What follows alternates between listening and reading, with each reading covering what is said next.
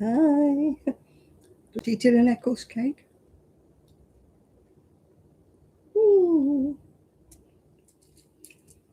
Probably getting crumbs all down there.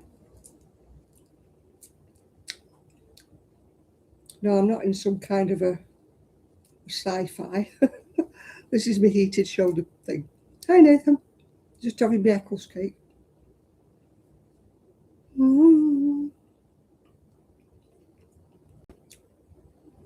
Hi, Ethan.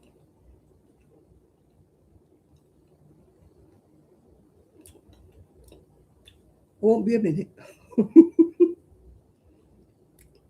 I thought I've got time to eat my Eccles cake, but obviously I didn't. Yeah, hi, Linda.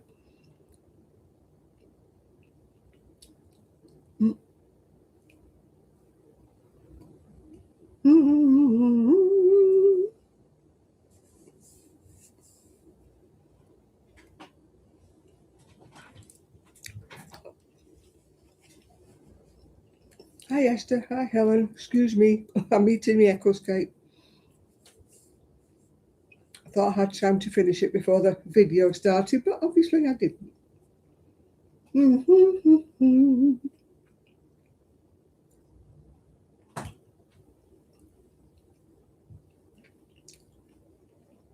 Well, the weather has been glorious today for the first time for a week.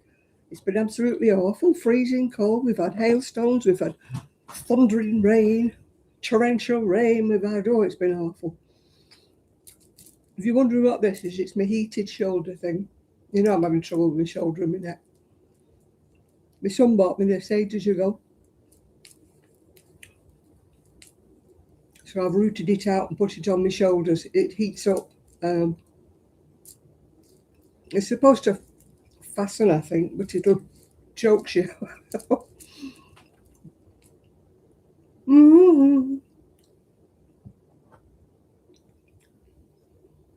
Can you see that? That was my Mother's Day present from my son. He sent it to me via Moonpig. It says Urban Gypsy, which is my professional name. And it's got a blonde. We had hailstones last night. It was absolutely awful. I thought it was coming through the window. It was banging that hard. Hi, Chad. My necklace is under here, under my heating pad. There you go. Glittering, very sort of Indian. Reminds me of Indian, you know, with all the mirrors. Because the Indians love their mirrors, don't they? Oh, but I've got my heating pad on because my shoulders are bad. So you can't see my necklace at the moment. But hey ho. I was just showing me what my son sent me. He says Urban Gypsy, and it's blonde with all the colours on, so he knows me well.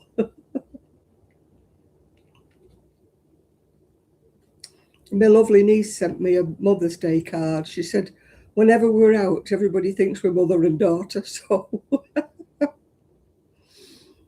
she sent me a card. Well, when they were small, everybody thought she was my son's sister, yeah. Not his cousin, because they look very much alike, yeah. Well, they did when they were little, they don't now.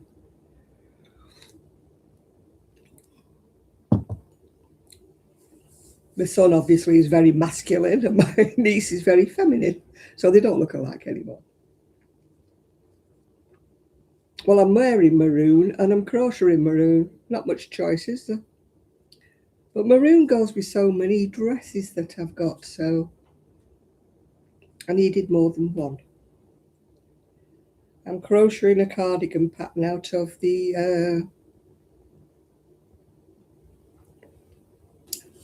Crochet Closet book. I've made this cardigan before. I don't do the big, well, I did the big sleeves the first time I made it. But then the second time I made it, I didn't. So it's in this book here. It's supposed to be done in a 4 weight, which you know we don't have over here. But I'm doing it in a 3 weight, and I've had to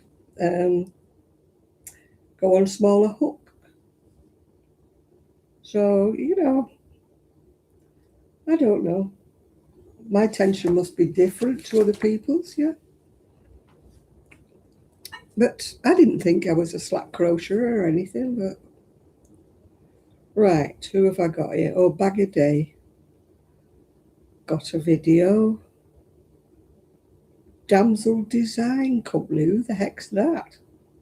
Let's chain ply this gradient yarn. Let's not bother, no. I don't know who it is. They keep recommending people to me that I don't even follow. Yeah. Cheers.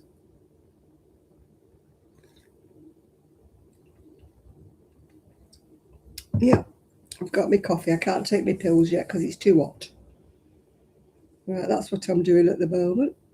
It's a nice different pattern. So, as I say, I've made it twice before. I haven't got the one with the big sleeves. I think I didn't like it. It was short sleeves and it was wide at the end, and I didn't like it. So I don't know what happened to that. That went the way of the world. But I still got one somewhere. I think it's blue. Blue, blue, my world is blue. So I've had to put my heat pad on today because my shoulders are hurting. Oh. Well, we're not talking about my ailments, Connie, so how are you? I'm staying silent today. The weather affects me.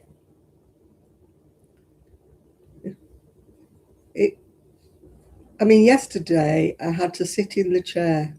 Yesterday I couldn't move at all. I couldn't move my hips. They were solid. It's all because it was wet, it was cold, it was raining. And today the sun shone. I managed to get the washing done. And, it makes you feel so much better. I've obviously been born in the wrong country. I think the stork got lost on its way to my mum. Yeah, happy day, Mother's Day to everybody in the UK for tomorrow. Oh dear. Oh, I swallowed down the wrong hole. Do you ever do that? Breathe in and swallow at the same time? Nearly choke yourself. Yeah, I've got some, what have I got? It's Hayfield Bonus. And the colour is claret. It's a slightly different maroon to what I'm wearing. It might not look it on electric light, but it is. That's darker colour. But so many of my dresses for the summer have got maroon in them, or maroon will go with them. So I decided I needed another one. Hi, Sean. Hello there.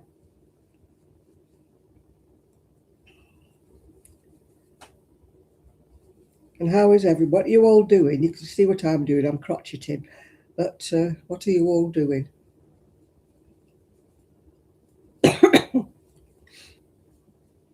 Oh dear. My eyes are running like taps. Would you believe I've got dry eye?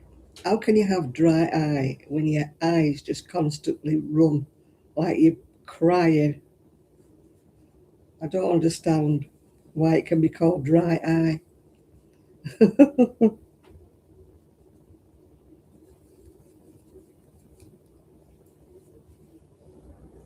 You're learning how to grow bare root strawberries. Woo! Oh, thank you, Mimi. I'm not feeling nice, but I'm glad you think I look nice. I try my best. I try my best.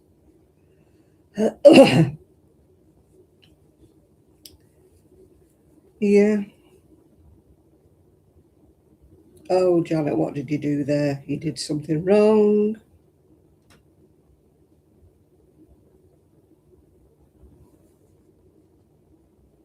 You're remaking the sleeves of your Aran weight sweater to make it wearable. Yeah, well, you've got to make things wearable, haven't you?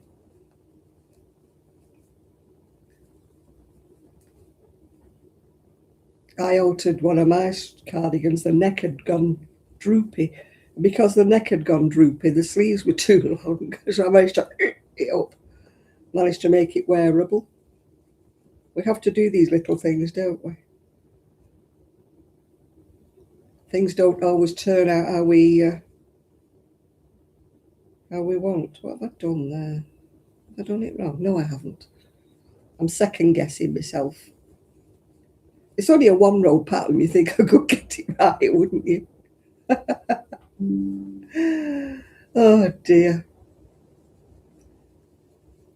For some reason or other, I keep getting memos for Pinterest telling me what are things I would want to wear. I mean, half of the time they're right.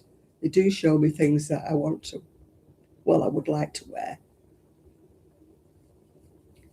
But I daren't go on Pinterest because you go down a rabbit hole, don't you? You see all these things that you love, and if you look at decor, you see all these beautiful things, decorations, sofas and things that you'd love, you know. If you only had the money, yes, I know.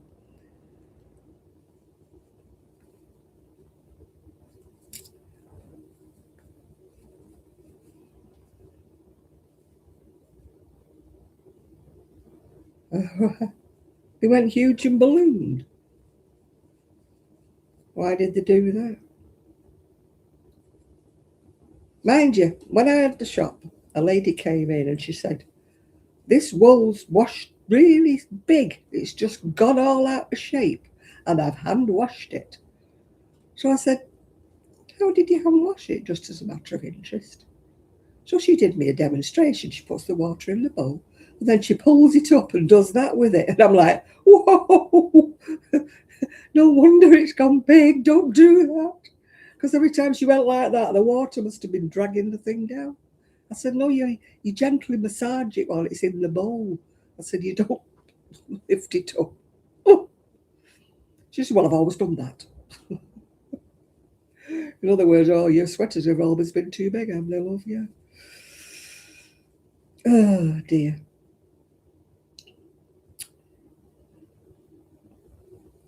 I think they should give classes in school, don't you, how to wash things, because I'm sure a lot of the young ones have got no idea.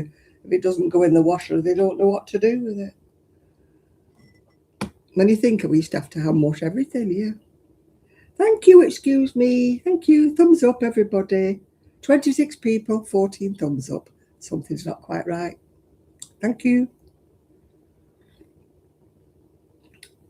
Oh, it's cool enough now if I can take my pills.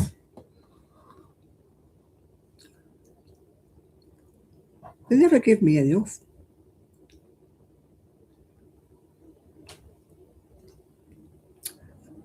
I reckoned it up. I thought, God, these pills are going down too fast.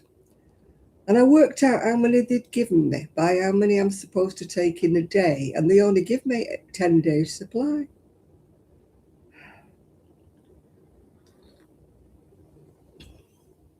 I feel like I'm always ordering, but I will be always ordering if they only give me 10 days supply. Whether they think I'm going to overdose myself, I don't know. I mean, they do last me longer because I don't take as many as they ask me to take. I don't take the 8 a day. I forget half of the time. I don't know whether you're on the ball when you have to take pills and that, where you take them at the right time. I never take them at the right time, the right day.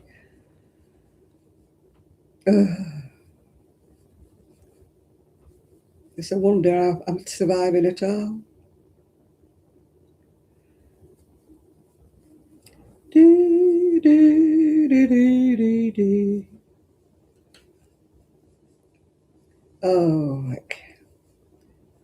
well, I don't know whether anybody's ever used these washing sheets. I've tried them today. I'm sick to death of pods because I only wash at 30 degrees. Those washing pods, they don't always dissolve and you get this gluey mess over your clothes when you take them out of the washer and you have to put them back in, wash them again. So I thought, right, I'm going to try the washing sheets. They're really funny. They feel like a sheet of plastic when you put them in. But I tell you what, I mean, they worked all right and they've washed everything and there was nothing stuck to it anymore. Yeah. Hi, Enid. So I've not seen them in the supermarket. I just got these from Amazon.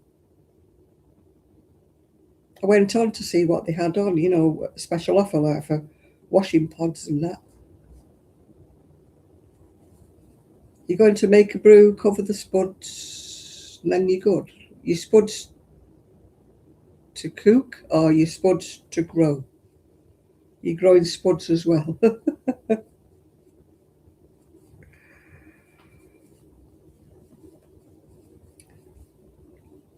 Oh, it's getting really warm, this cape. I'm the Cape Crusader today. I just wish that the heat went into the neck. It doesn't. The collar bit just sticks up. The heat doesn't go up into that bit because it's my side of my neck that hurts as much as anything. But for some reason or another, it doesn't go, the heat things don't go into the collar. So I don't know why they give you a collar, really. It gives you the illusion that you're going to get it heat collar.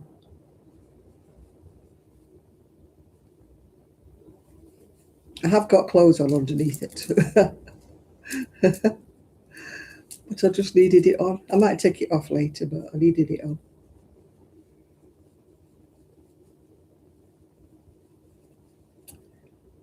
So, what have you all been up to? What are you all crocheting, knitting, stitching, looming? Oh no, he's not in yet, is he, Martin? It's Martin that does the looming, isn't it? Hi, Julie. Yeah, I've got me heated shoulder thingy on. I was just saying it doesn't heat in the neck, which it should do, really. There's no heating in the neck bit. Yeah, I'm trying to get my shoulders to work, yeah. Your mini rose for Valentine's Day.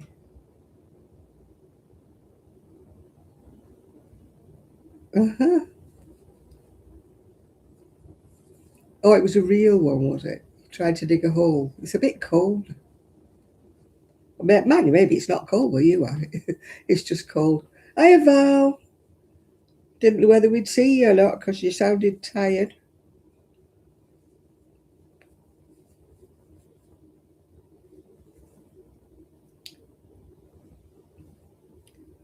For some reason or other, when you said that about your mini rose, I was thinking you meant one of those Lego ones that you've been making. And I thought, what's she putting a Lego rose outside for? Then I realised you mean a real rose, yeah.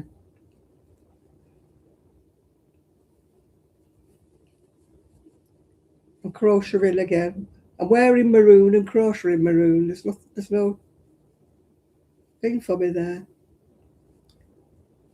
You gave it some mulch. My rose died. I got a rose last year, but it's died. Everything's died that was in the garden last year. I think one of the trees, the fruit trees, is going to come back to life, but I think the other four have died. Oh well. I finished my shawl. You know, I was doing shawls for charity. Oh, what am I throwing on the floor? A pen. Finished the shawl. It's purple, by the way, not blue like it looks on here. I finished it off, washed it through. So that's one ready. And then I drove myself mad by making I made a lap blanket, which I absolutely hated because it was in a single colour and it drove me nutty. So I hope whoever gets this enjoys it because I didn't enjoy making it. And this one will be the last lap blanket I'll be making. You're untangling fingering weight, will you? Do you know, somehow or another, I've got quite a lot of patience for untangling things. I spend ages untangling balls of wool. I don't know why. Some people hate it, don't they? I quite enjoy threading it through and doing all that, yeah. Spuds in a tub. I grew spuds last year. I grew them in one of them plastic, storage tubs. I just had these potatoes that had gone to seed, so I thought, well, I'll just stick them in there and see what happens. Anyway, they all grew. I was surprised. They only were little when they grew, but they weren't very tasty. They weren't like Jersey Royals or anything like that. Yeah. Hi, Ruth.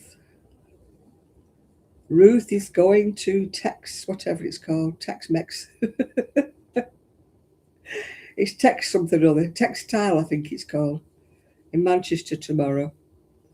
Amora went there today, yeah. I would have loved to have gone, but I can't do it anymore. I mean, it's Yarndale soon, but I can't do Yarndale because it's in a market where they put the cattle. So the floor's like that, all uneven, so that the cows and that won't slip. But it's absolutely a nightmare if you're in a little folding scooter. Yeah. Yeah. Ruth's going to try not to spend all her money. Yeah, Yarndale at Skipton, yeah.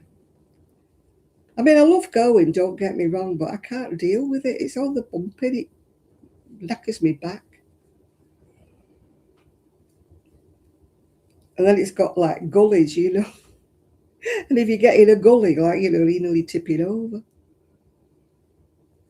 It's not the ideal place for a wheelchair or a scooter. And you can't get into the stalls because the stalls are they're only a little, because they're in what, I suppose, where they put the cow, yeah? They're in that. So they're very small. So they have the stall like that around, like in an L, well, not an L shape, an E shape without the middle bit. So everybody crowds in. So if you're on a scooter, you have to leave your scooter, get off it and walk in. You've got your tickets for Yard. Oh, lucky you. You'll enjoy it. It's really good. It's just that I can't do it anymore. I would have liked to have gone to the Manchester one because it wasn't just wool. I mean, that was the disappointing bit about Blackpool. It was just wool. And I like a variety of things, That one at Manchester seems to have a whole lot of different things to look at. Sewing machines, knitting machines, all kinds of things, which I don't do it, but I like to look at it. I don't just want to see row after row after row of wool. I find that quite boring, actually. You've got to keep your money for your hollybobs. You're making Linda quite jealous because you're going to Blackpool and she's not. Yeah.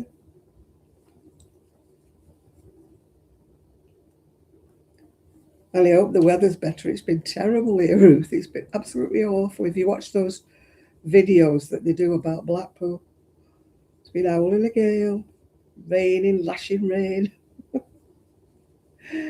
Not exactly Saint-Tropez by the sea. Don't forget your wellies. Your wellies and your raincoat. I've not been out. I went out Monday because I had to. I had to get my blood test done. So I went to the library after that. And I just got home when it started absolutely raining. Wednesday I went to Knit Club. Ever keep your potato with your onions? I put mine in the fridge. Maybe I shouldn't, but I do, yeah.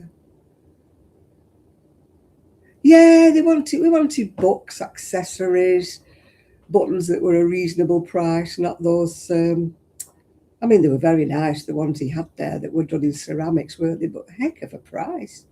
£10 for a little card of buttons, It's not in my price range,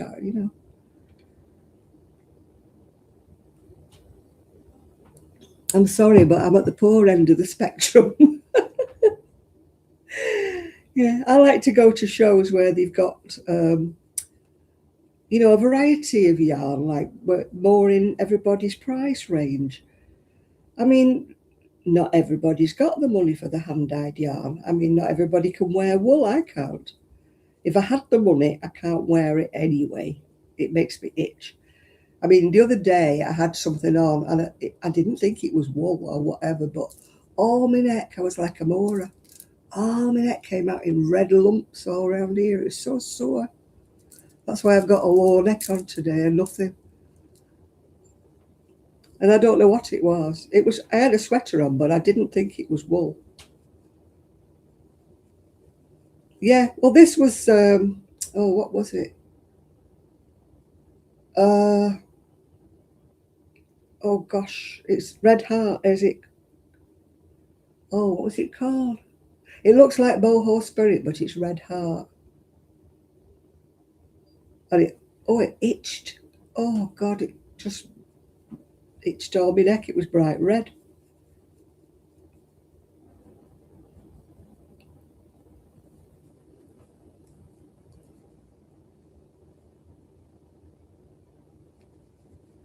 You're going to watch for you on a YouTube. If anybody's making a YouTube on Sunday, Amora went yesterday. I don't know whether anybody else is going on the Sunday, or anybody who makes videos is going on the Sunday.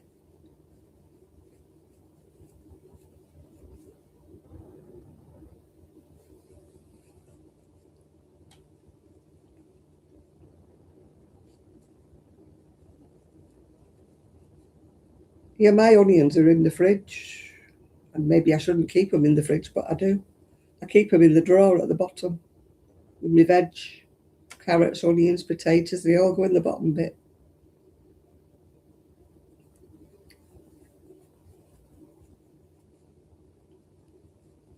Yeah. Yeah, Amora will be doing a video, but she was there today, so she won't see Ruth, will she? Ruth won't be on hers, yeah. You keep yours in a dark cupboard. I haven't got a dark cupboard. I haven't got many cupboards. I've only got a few cupboards that you can see. I'm very lacking. Karen. No, she's not in Manchester, Karen. I don't know where she is, but she's not in Manchester. She's somewhere around. It's Jeanette that's more in the Manchester area. She's in Shaw.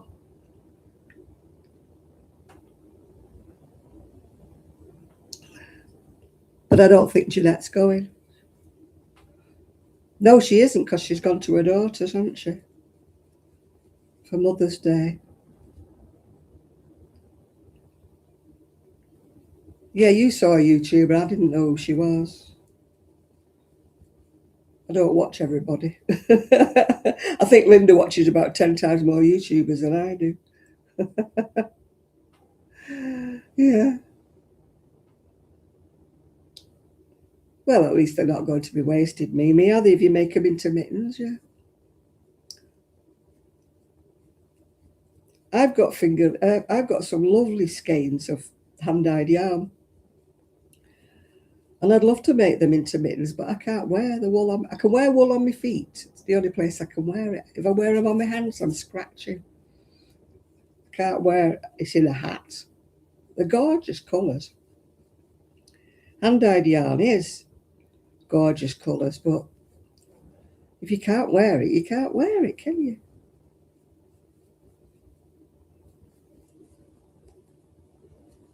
I think I made some in wool one time. I had to give them away, yeah. You need to knit some leg warmers. I made some stripy leg warmers once because one of my nieces was going to a 60s party. And she wanted me to make her, leg warmers like they used to wear in Fame. Was it, that TV program that used to come on? Or was it an 80s party she went to? Whenever they used to wear leg warmers anyway. I had to make her some. I had to knit her some in stripes. Are they back in fashion again now, Sharon? No. Everything comes back in the world, doesn't it?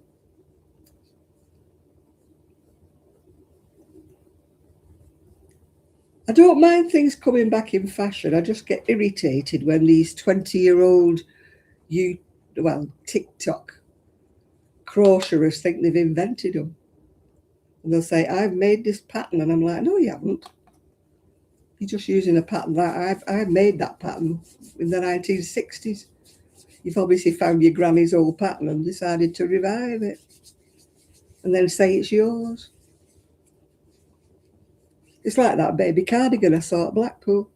Well, this woman said she designed it. It was a Peyton's pattern. I've got it. Made it for a child that must be about 15 now. Why do they think we don't know? I suppose the young ones don't, do they? The young ones think it's the best thing since sliced bread. They don't realise those oldies have knitted it years ago.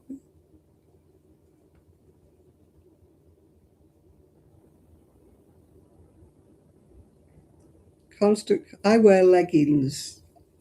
I don't wear leggings to go out in. I don't wear leggings as an outdoor garment. I wear leggings underneath everything.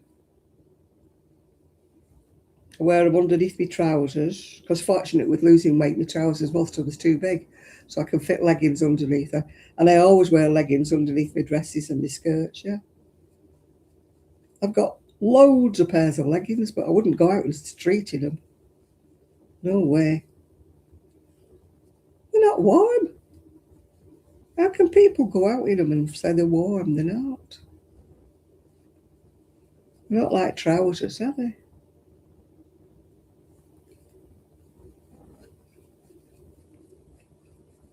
I see people out in all weathers wearing them, and I'm thinking, aren't you cold?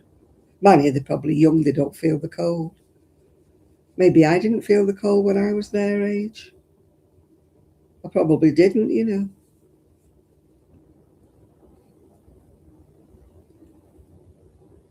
Yeah, I wear the leggings, like you say, underneath everything in the winter. I need it for the extra layer because they keep me warm around my hips and they keep me warm on my legs. Yeah,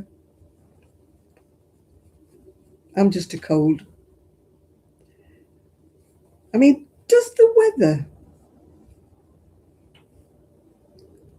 Yeah, Mrs. Russell. Does the weather affect you? It does me. I can always tell when it's going to rain. I suddenly go shivery. And it can be a nicest, warmish day, and I suddenly start to shiver.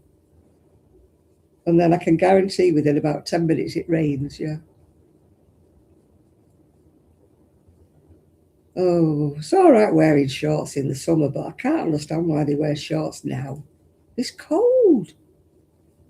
Don't get arthritis. Mind you, when you think about it, I used to wear the mini skirts back in the day. You know, the pelmets. Not quite, though. My dad wouldn't let me go out in a pelmet. Mini skirts to me were above the knee, but they weren't like level with my knickers, you know what I mean?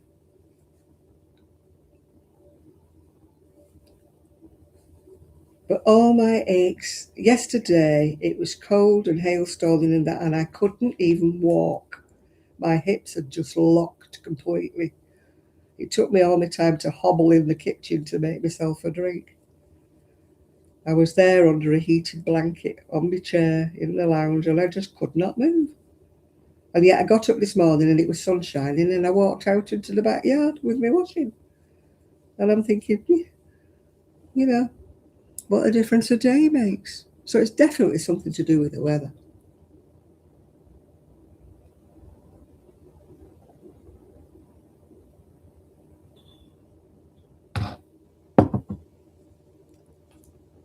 Oh, I bet that wasn't a pleasant experience.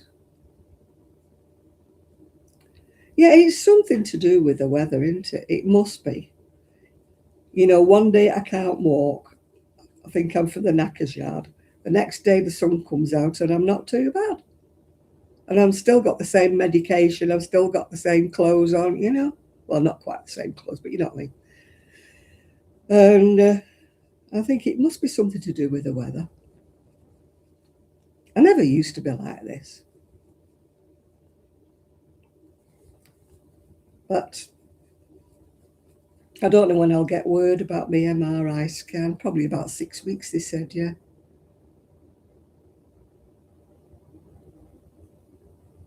Ugh.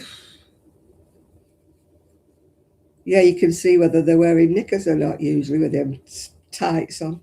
And some of the lasses are not. Whether they don't want the visible panty line, but it's gross when you can see everything they've got. Not a nice look. They might as well just walk out naked. Especially them flesh-coloured ones. What are they thinking about?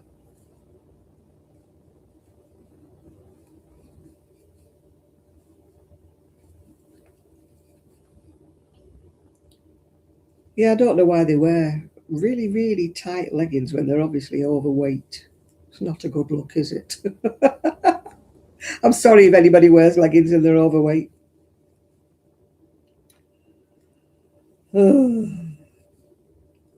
I wear leggings and I'm overweight, but I put my clothes over the top of them. I don't subject anybody else to the view.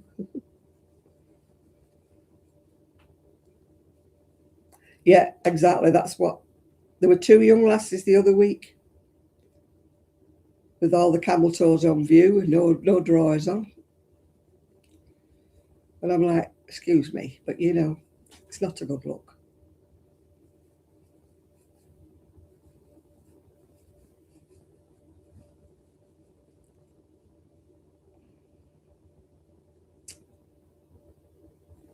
I honestly think they don't have a mirror.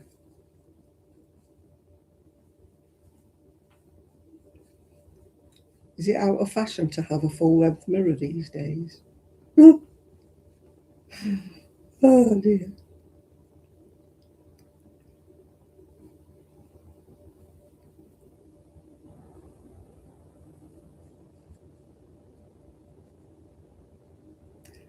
I don't like the shorts where they're so short the pockets hang down. The pockets are flapping in the wind while they're walking. Yeah, they have lace around the end of shorts. It looks like they've got their knickers on, doesn't it?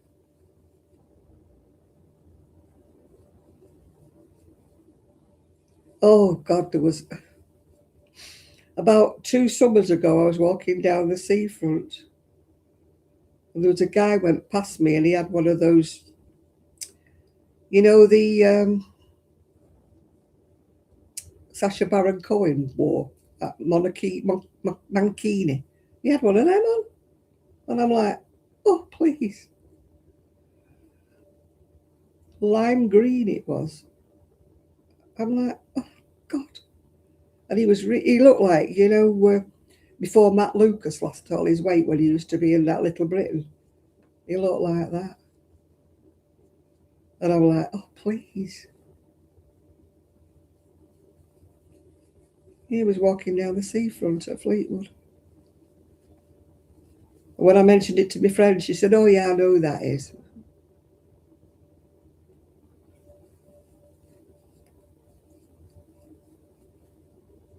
It's too hot to crochet a Christmas blanket. Oh, I've only just made a lap blanket that nearly destroyed me. I was so bored. Round and round and round and round. I thought I'll manage it because it's granny stitch. I thought I'll manage to do a granny. I thought, no, it's the last one I'm doing. I ain't doing another one.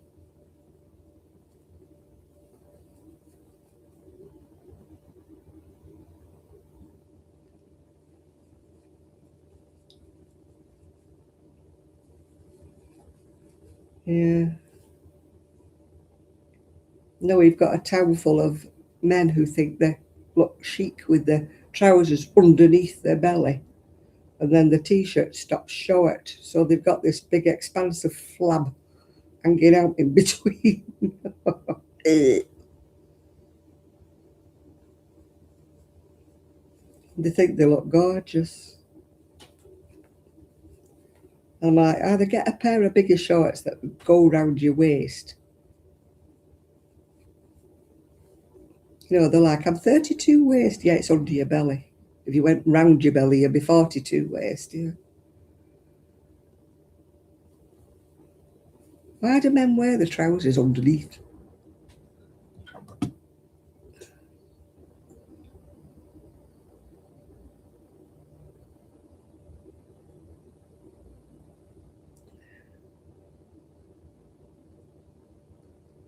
Oh, they always creep around. They always think they're gorgeous, don't they? When I was younger, you know, these men about 50 start talking to you. I mean, you don't mind them talking to you if they talk to you nicely, but they're leering at you. And you're like, do you know you're 50 and you're overweight and you're not in the least bit attractive, you know? Go home to your wife.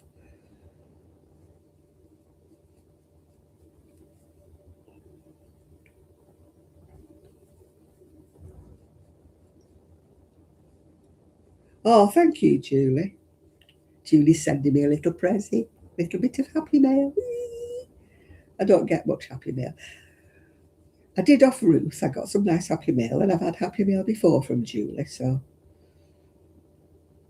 it's nice when you get something happy mail. Yeah, as I say, I got my happy mail from my son. It says Urban Gypsy on my cup. That was my Mother's Day present. Dressed all in bright colours and granny stitch things and everything. It's me all over.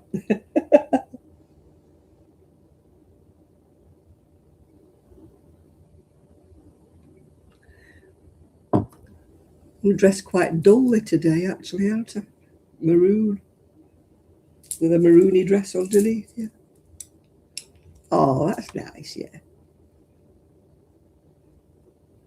I know, it's all, I can't do any giveaways or anything anymore because I won't do a giveaway if I've got to say only people in the UK can apply.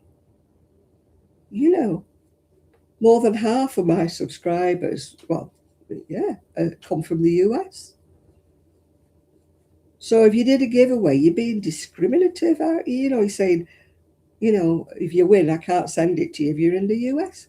But, you know, or if I did send it, then you might have to pay at the other end for anything that you. Yeah, that's what I mean. We'd either get hit with it or you would at the other end. You know, if we sent anything, then you. I mean, I got a lovely present once upon a time. I never told the person who sent it to me. She sent me a big box of stuff from America and it cost me £70 for the tax to get it. I mean, I never told her. When she said about sending me some more, I said, no, you're fine, you know. You just sound as though you're being ungrateful. But I just didn't want to tell her that how much tax I'd have to pay to get it. And it was the same with a girl. I sent her some stuff in the Philippines. And she's on a very limited budget being in the Philippines because, you know, they don't have much money over there. And she had to pay an absolute fortune to rescue this wool from the post office. So I thought, no, I'm not sending it to her anymore. You can't, you know, do like happy mail or anything like that anymore. Yeah, if it's a gift or something, yeah, and it's still got to pay. It's just not on.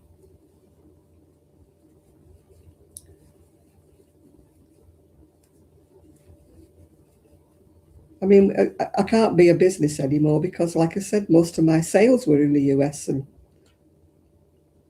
I can't be responsible for the VAT and the taxes and everything because I can't.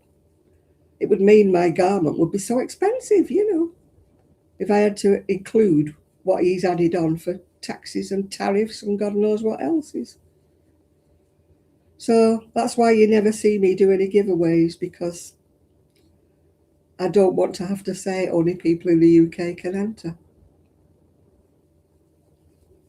I just feel it just annoy people, I think. They'd probably be less annoyed if I don't do anything than they would be if I did want to say, you can't enter.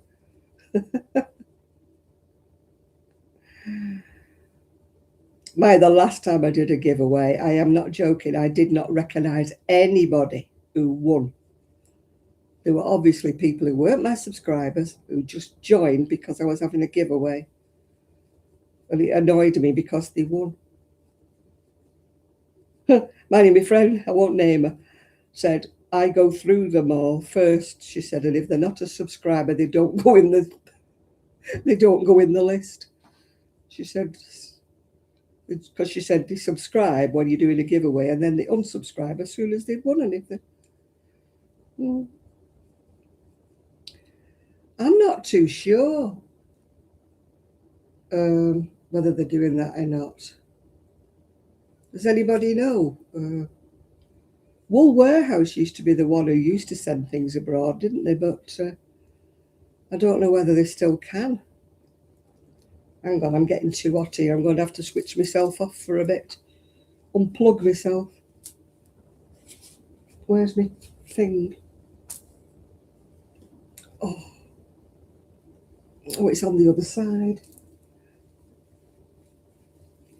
Oh, jeez. Janet, what are you doing? Oh, it's on the wrong side of me. Where is it?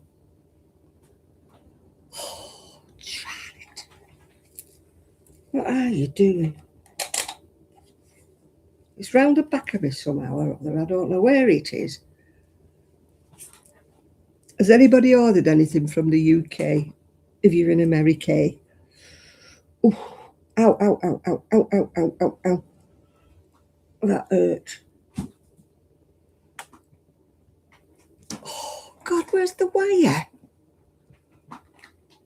Flipping Nora.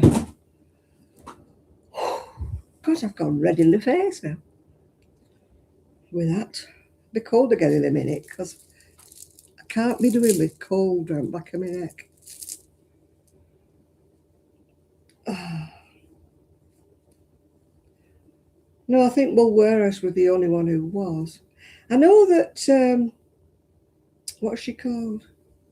Crochet Rocks had found some way around it, I think. I don't know whether she's still doing it.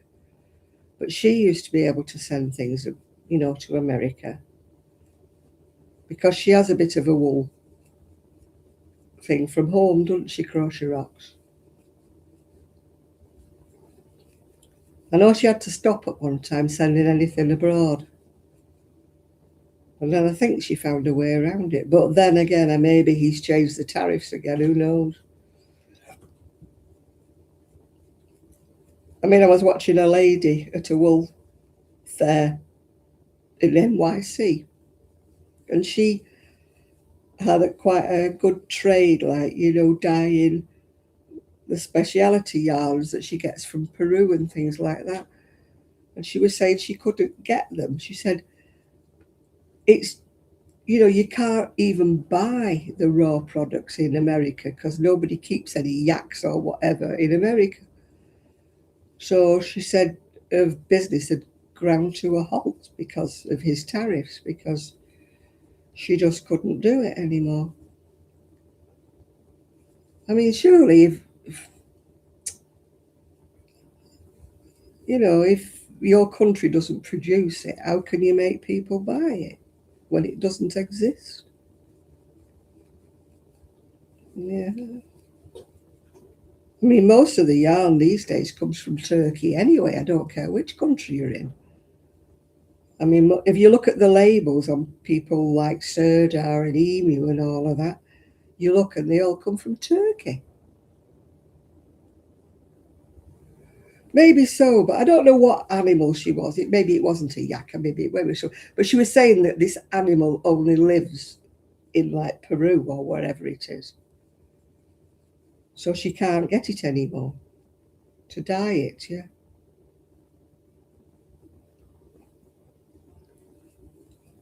I think he's got his head up his backside somewhere. It's like somebody in England saying, right, English people can only buy things made in England. What would we do? Nearly everything we buy doesn't come from England, yeah? Oh, hiya, Lizzie. You know, it's all right saying that if you can buy the things from your own country, isn't it? But I mean, half the time, everything today is like international, isn't it, really? You know, if you want anything electrical, it nearly all comes from Japan or somewhere, or China or somewhere.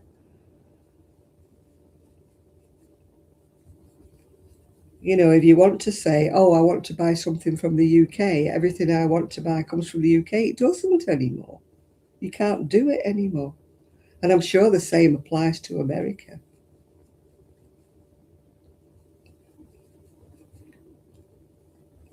I mean, years ago, everything did come from the country that you lived in, didn't it? But not anymore.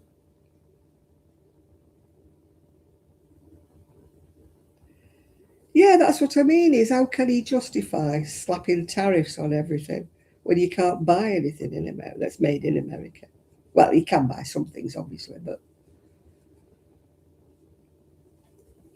a lot of the things you can't.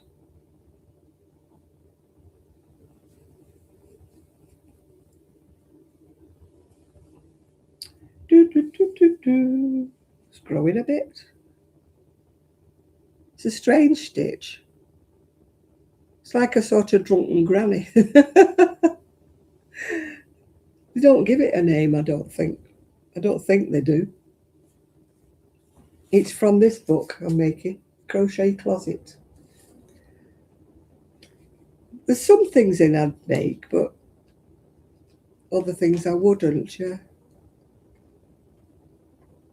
I mean, I don't know what that is, but the buttons are too far apart on that one for me.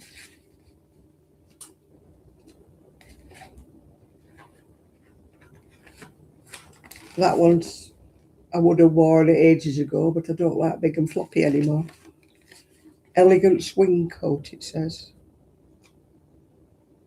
That one's we call them a waistcoat, you call them a vest.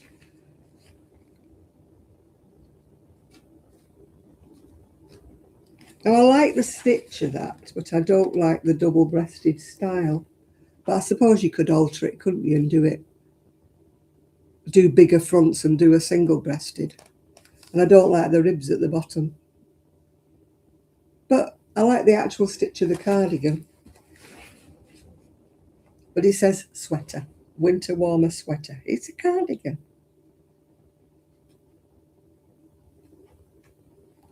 And that one's got a belt. It's not just round it, it's you put belt holes in. You know, you leave holes in the knitting to thread the belt through. I suppose you could leave them off, couldn't you?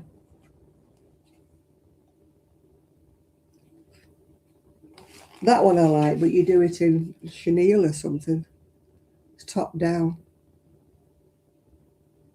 I like the colours. I think that's what I like about it. I think it's done in like 2 rows of one thing and 2 rows of the other.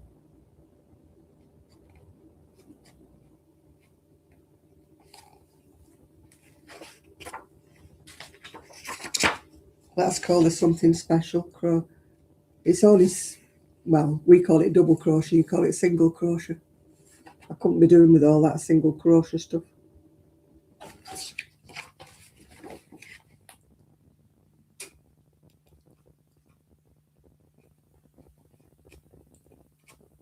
Oh, where's this other one? That's the one I'm doing, but I'm not doing flared sleeves. I'm doing ordinary long sleeves. That one says it's a Blue Heaven sweater. It's not a sweater.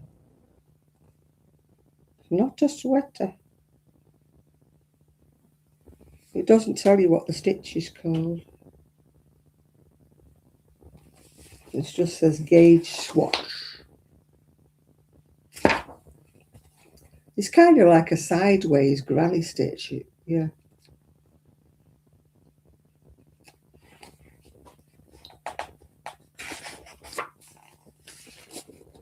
That's got a peplum. Nice weird sleeves. It's like the one on the front cover. That's a strange looking waistcoat.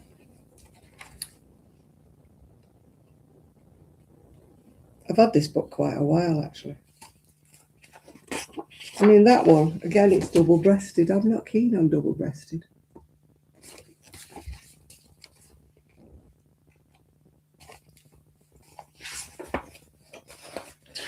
And this one, I don't know. If you've got a big bust, I don't think that'd be very attractive. But I don't like the sleeves, but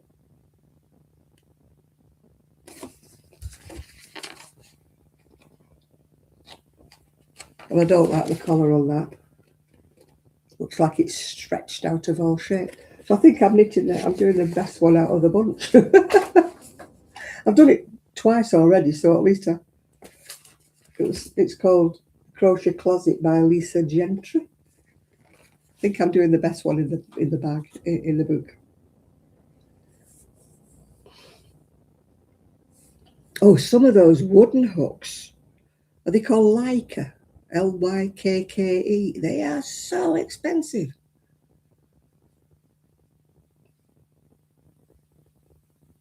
Yeah, I think we should go back to that. Yeah. I don't know what I'd be. I'd have to be crocheting, selling, exchanging me crochet for something, yeah. I think maybe, I don't know what land well, he's on the same planet as ours. We've got a prime minister a bit the same as well. I think they live in La La Land.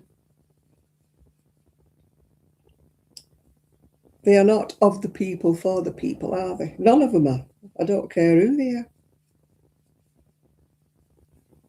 I think they're all away with the fairies, aren't they? I think the man in the street would probably run the country better.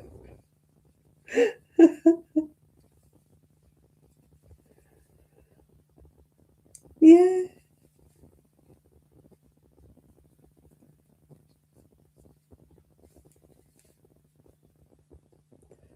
Yeah, we used to do. I mean, I've done that. I had a friend in Scotland somewhere, and she was a singer, um, and she used to have all these lovely boho dresses, for stage when she used to do performances. And I loved her dresses. And I crocheted her a full length cape. It was beautiful, all in greens, gorgeous. It was with the hood. And we swapped. I had some of her dresses because she was the same size as me.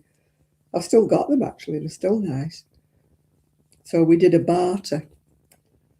And then it was the same. Another lady had a friend of mine, she had a shop.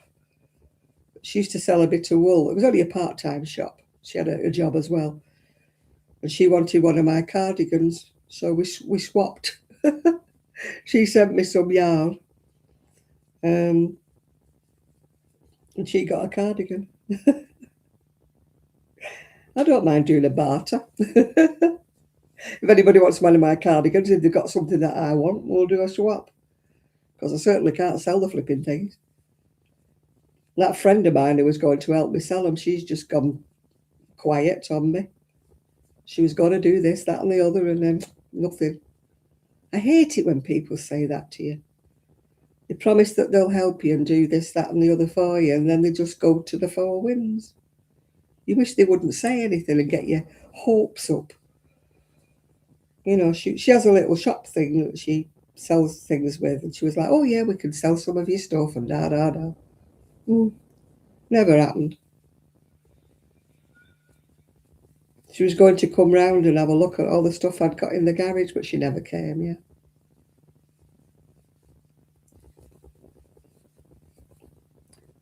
Yeah. Well, it's like this with the shawls. I mean, people are giving me wool, but it's not for me. And I'm using it to crochet these shawls. I'm taking a break. I'm doing a cardi for me. I've done two. I've done a shawl and a lap blanket. I'll go back to them. But most of the stuff I've got left at the moment is all smaller balls of all different colours. So it means I can't really take it out with me when I go to knit club because I've got to take a variety of little balls of wool, to do each row a different colour.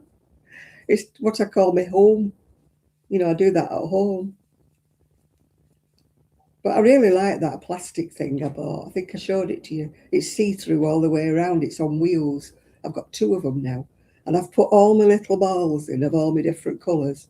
And I can see them from all the way around. So before they used to be in bags all over the place. And I thought I have to keep rummaging looking for a colour. But now I can see what colour I want next and that. So I'll make some more of them, the granny square ones that are all different colours. They seem to be very popular. But they're like lap blankets, and I hate making lap blankets. I really hate making blankets. I get so fed up. This drove me potty. I was nearly screaming by the end of it. It's only a big granny square.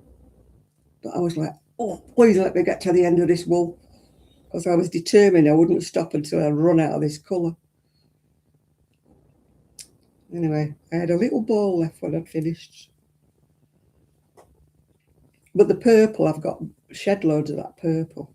But I'm waiting for another pattern to come. I have another pattern that I like doing, and can I find it? I cannot. It'll be in my stash of patterns, but I have looked and looked. But it's a slim book, so I can't read the spine.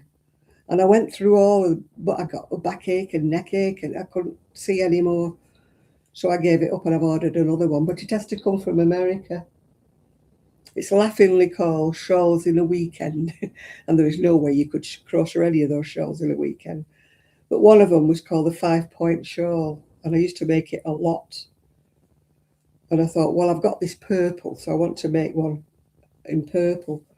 But the book isn't coming till between the 26th of March and the 3rd of April, I think. So I can't start that one until that arrives. Just watch, as soon as it arrives, I'll find the other book. Then I might be doing a giveaway if you're in the UK. Would you like this book? It's cost me £10 because it's coming from America.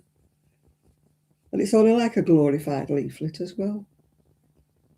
But still, it'll come in handy.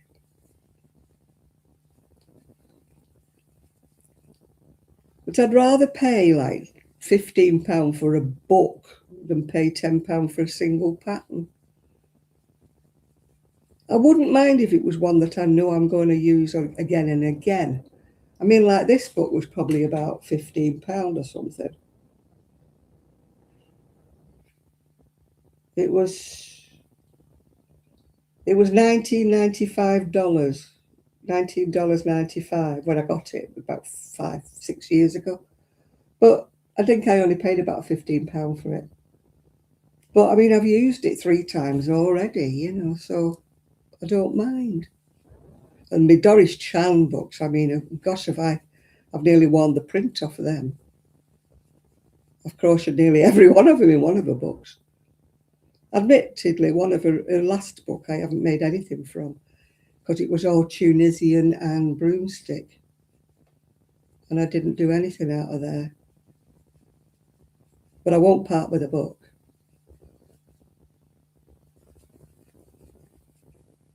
I need to go through my books though, because there are some that I will not ever use again. I mean, I sorted some out for my niece's daughter. Some of the more basic ones that I'd got. I thought, I'm not going to use them. And the ones with little toys in and things. So I sent them down to her.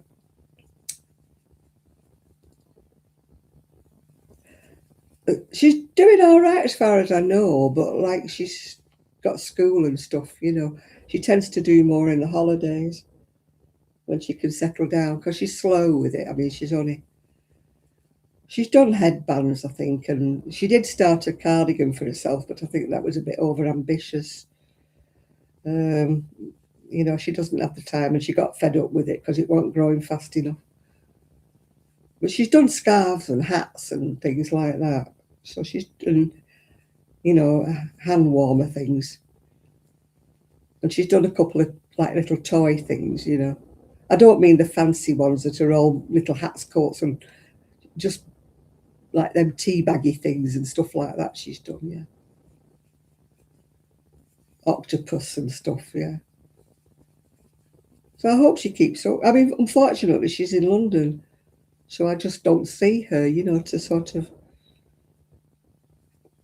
give her advice or to, you know, gee her up a bit. You know, if she was close by, I could, you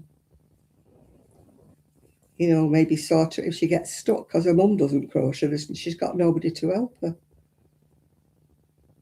So I know it can be a bit isolated if you're the only crafter in the family, if you know what I mean.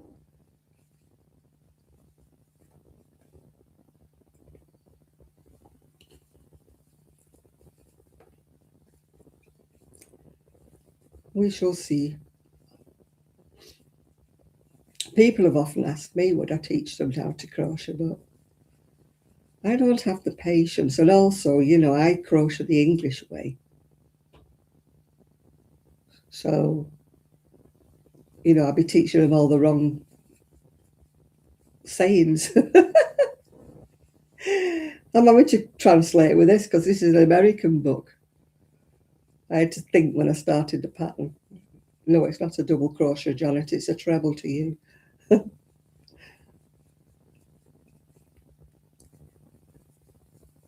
I found all my old books from before I was even married. They're McCall's Needlework and Craft. The big, massive, big books. Magazines they were, but they're huge. But will I part with them? No. I mean, they're falling to bits. The backs are falling off them. The fronts are falling off them. But funnily enough, I keep seeing odd ones must be photocopied or they're on Etsy for sale, just a single pattern. And I'm thinking, well, people must still want them.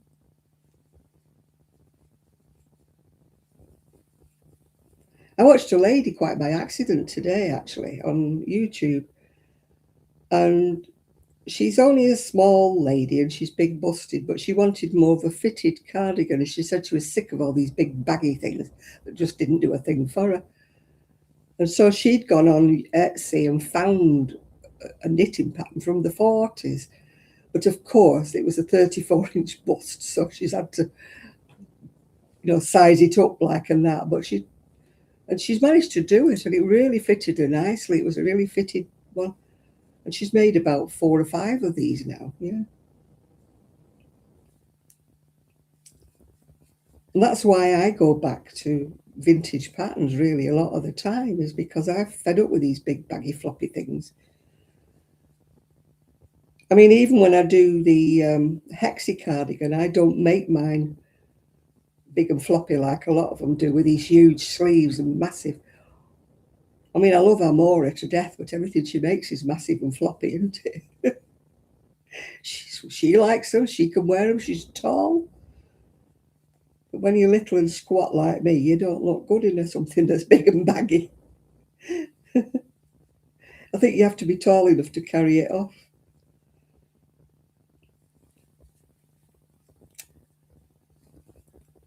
So Ruth kindly gifted me 2 balls of emu, what was it called? Emu swirl or something? In pinks and purples. And I thought, I don't think I want to make a shawl with it. So I went and ordered 2 more from the place that Ruth got it from. And it's the same dye. It's come in the same dye number. So because it's got a long length of colour change, I'm going to do a hexie with that one.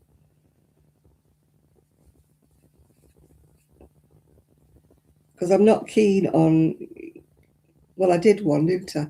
Where you get like lines all across, and I'm not as keen on it. One of my cardigans, everybody loves it, but the stripes don't like kind of match, on the front, and it bugs me. I'm a bit OCD with things like that. Stripes have to match and stuff. I hate it when I see people who've knitted something in stripes and they don't match up where the buttons go, Yeah, it was the same dye number. Because I thought, well, I have to use like bits of each ball if they're a different colour. But when I checked, they were the same dye number. I mean, I did get it from the same company that Ruth had ordered it from. So I'm going to do a hexie. But I wanted 3 of the dresses I bought lately. I must be stuck in a groove. The maroon, Moonbeams and Mayhem. I bought another one that you've not seen yet. It's got like beige. I wanted to match the beige actually, but it was out of stock. It's not horrible beige. It's like a sort of a yellowy beige. It's a nice beige. It's not a beige.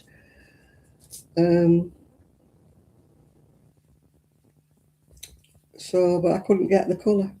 I'll have to try and take the dress down and see whether I can match it up at the Naked Sheep. She's got a colour. It's more of a camel, I'd say, rather than a beige. So that, but maroon is the other. The dress is maroon, but it's got this trim of like a camel colour. It's not icky beige, just in case you're wondering.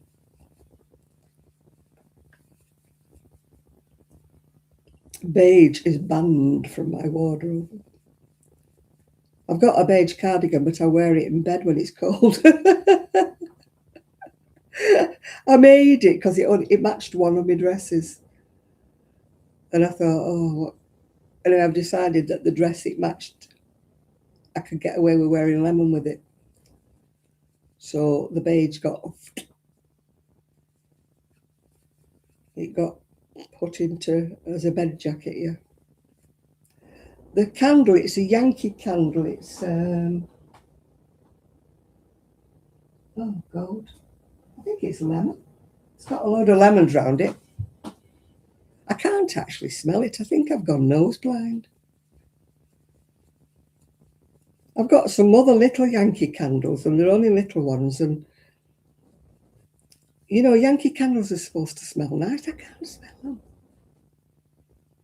I don't know what they're at. I can't even smell that, and it's supposed to be lemon. It's a Yankee candle, but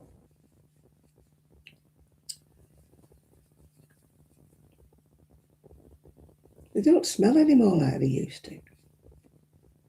The only ones I can smell are those disgustingly horrible ones that they sell like at B&M and Home Bargains. They smell like toilet fresheners, don't they?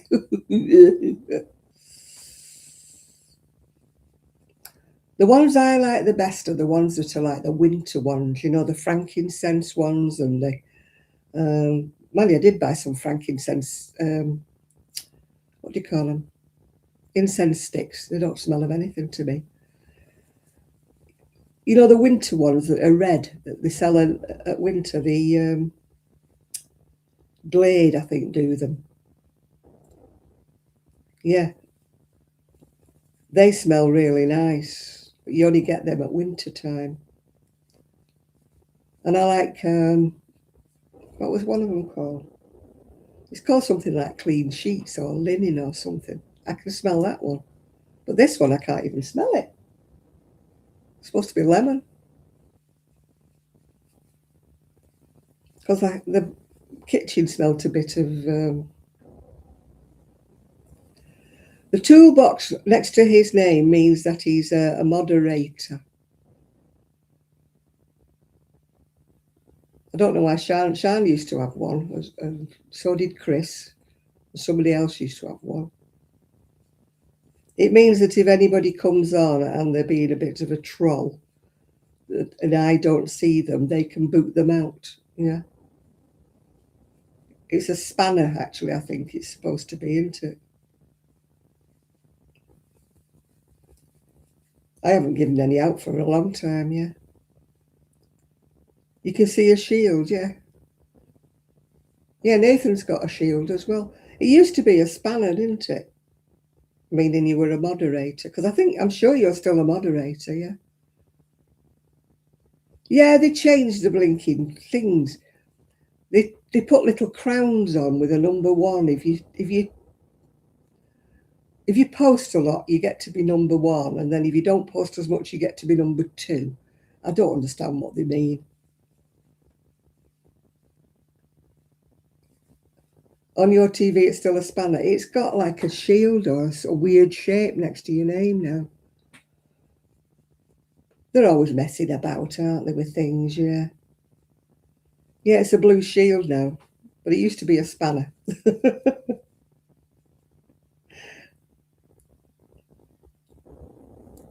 Yeah, your name's in blue. That means you're a moderator. Talking of moderators, where's our Chris tonight? He's not come on yet, has he? Shad came on earlier, yeah. On your phone, it's a shield, yeah. I don't know what they're doing. It's YouTube messing about, isn't it? And I'm going to have to stop crocheting. My arm is hurting. Thought I were doing too well. I'll be glad when I get this sorted, whatever the heck it is. The physiotherapist I saw thinks it's a nerve trapping in my neck that's causing all down here and all down my arm. I thought it was a pulled muscle, but he said it's not. So hopefully the MRI will shed a bit of light on what it actually is. Because I know an X-ray doesn't show anything up unless you've broken something. Anyway, I've had a head-to-toe one, so whether they'll find I have a brain, I don't know.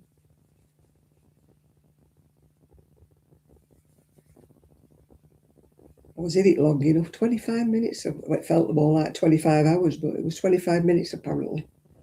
I was in the cannon with the boom, boom, boom, boom, bam, bam, bam, bam. They gave me earplugs, but they didn't work. I think they were just balanced on the end of my ears. I don't think they were actually in my ears. They were like little foam rubber things, yeah. This is not spasming, it's just hurt. It's here. When it's bad, I can't move my head to, left or right. I have to move my whole body to look at anything, which is a bit awkward when I'm on my scooter. I can't look behind me to see if there's anything coming. I have to turn my whole body around to have a look. But it just starts to hurt now I'm crocheting. It's like a really aching now all down my arm, and it's annoying me because I like to crochet. Anything that comes between me and my crochet, I don't like.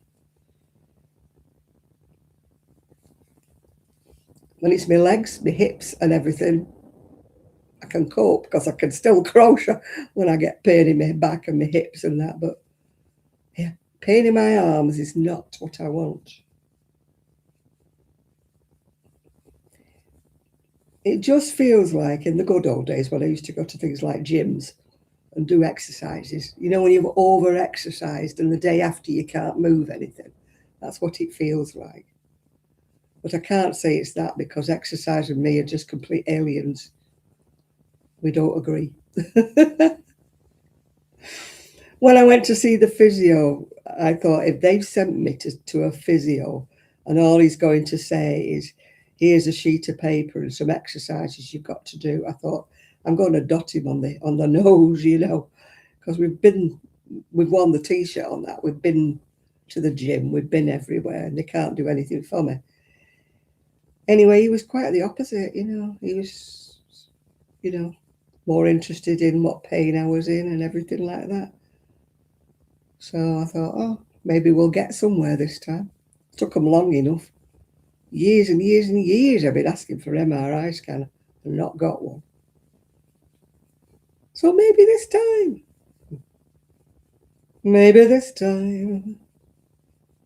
they'll take me seriously. I don't want them to do anything. I don't want any operations, but I'm just hoping that, I get an answer. We haven't done that much today, but I'll have to stop now because my arm is hurting. Yeah, nothing. I said to him I'm rubbing, gel on it and that, and he said, no, I won't do a thing. Won't do anything. Yeah, I said that to him. He said, do you get headaches with it? And I went, yeah, the back of my neck. And he went, yeah. I said, don't think I'm daft when I say my headache's at the back of my neck. And he went, no, he said, I understand. So usually when I say that I've got a headache at the back of my neck, people go,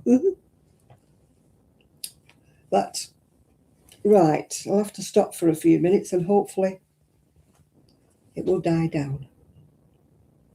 Have I got any drink left? No, I don't. I'll have to get myself a Coke. Because I can actually take paracetamol with these. So I couldn't take paracetamol when I was on cocodamol, but he said I can take paracetamol with these when the pain is bad. So just bear with me one moment while I get a Coca-Cola or a Pepsi-Cola or whatever the heck I've got in my fridge. What have I got? It's a Pepsi. I need to go to the shops tomorrow and get some more. That's my last Pepsi. I'll go to the corner shop that's not a corner because I need a loaf. I need a loaf. Oh, I've got my glass here because I can't drink out of a can. Well, I can drink out of a can, but I don't like drinking out of a can. I will if I'm out somewhere, and obviously I don't have a glass with me when I'm out, but I prefer to get a straw. I'm a precious old water. So I've got my glass. I brought the other one. I've had these glasses since they gave them free with petrol. It must have been probably in the 70s or the 80s. And I had 2 of them left. And one of them, the washer vibrated it off the work unit and it smashed all over the floor. So I've only got 1 left now.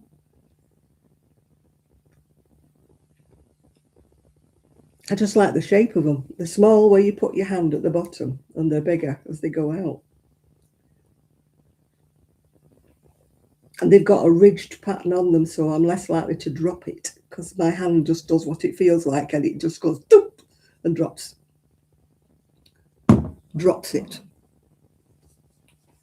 which is a bit of a... Right. What can I do now? I'm fed up now. Now I want chocolate because I can't crochet. How annoying. How annoying is this? Oh. It's only 10:30. Hopefully the spasm will pass over and I can pick up my crocheting again. I get absolutely mithered when I can't crochet. I do. Spuds are done, coffee being consumed. Now I'm going to find some chocolate now because I need it, because I'm getting stressed because I can't do my crochet. Oh, and I've got my dress caught under the wheel of me. Oh, goodness. Don't rip your dress, Janet. Oh, it's gone round the caster. Oh, there it is. Oh, casters are a nuisance. Oh, what have I got in your little box? What have I got? I could have a Cadbury's cream egg, I could have a Whisper, or I can have a Kit Kat. Kit Kat. Kit Kat. Oh.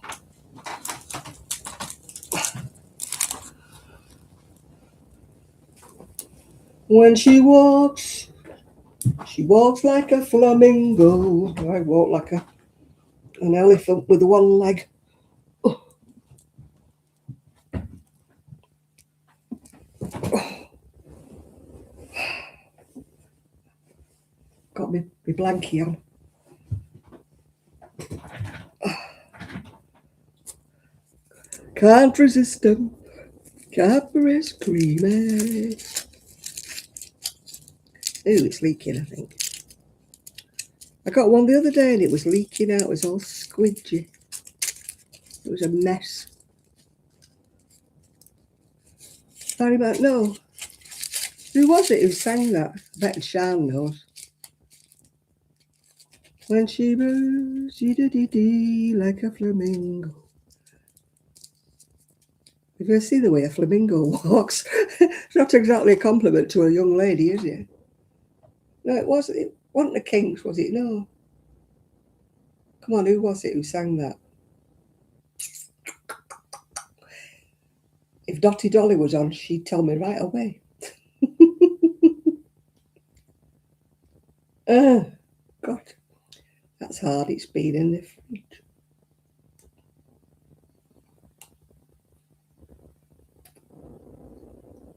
It could have been Manfred Mann. About that era, wasn't it? I can still see him singing it. I don't know who they are.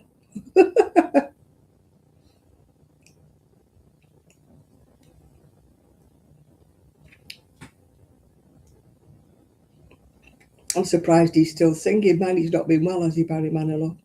He's had part of his lung removed, hasn't he?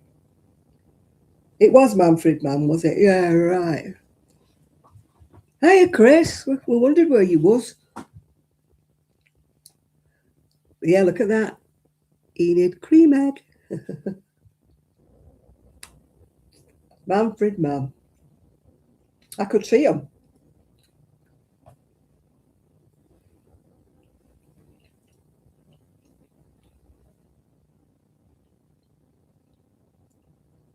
Funny enough, I was reading an article about what's he called, Mike Darboux. He was the one who took over from Paul Jones. What's he called? He's about 80. I know they're my generation, but I really get shocked when I see like these people who were in these pop groups like they're 80 or something, and I'm like, whoa! I still picture them as like in their 40s and prancing about.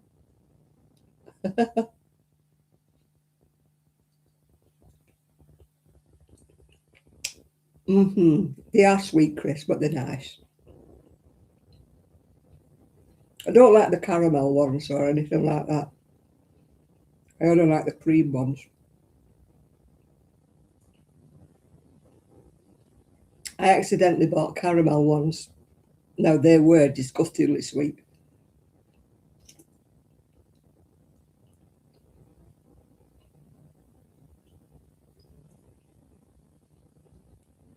You can send them to Enid. You don't have to pay VAT and an import duty and God knows what if you send them to Enid because she's in America with you.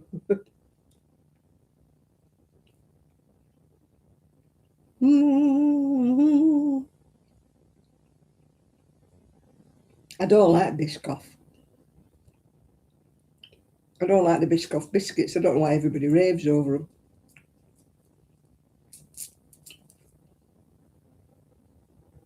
Well, I shouldn't be eating these, should I? Because I'm diabetic. But hey, it's Mother's Day tomorrow, so I don't care.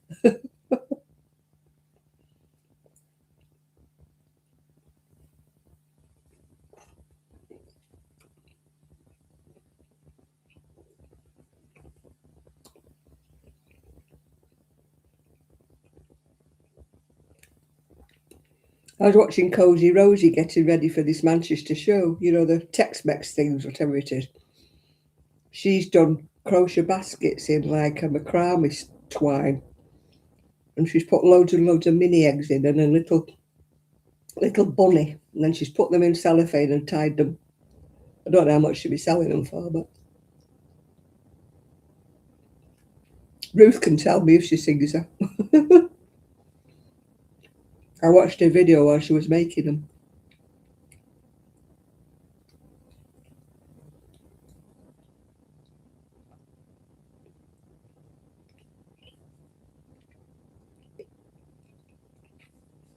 She was testing all the different kinds of macrame. She bought one from the dreaded Temu. She got some from Aldi, but they don't have it anymore. I can't remember what she was actually using. Only tiny balls that she was using.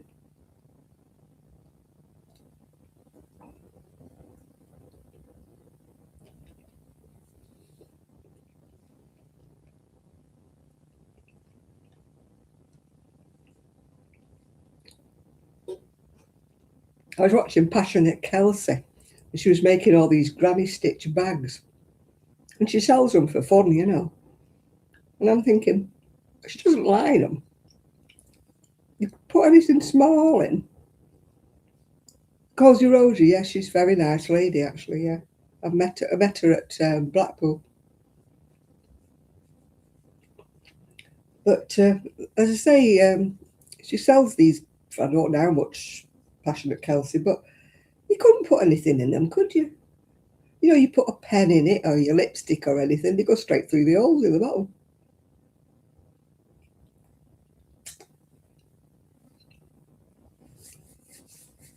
Well, she's making a load of them and she's selling them as quick as she's blooming well making them.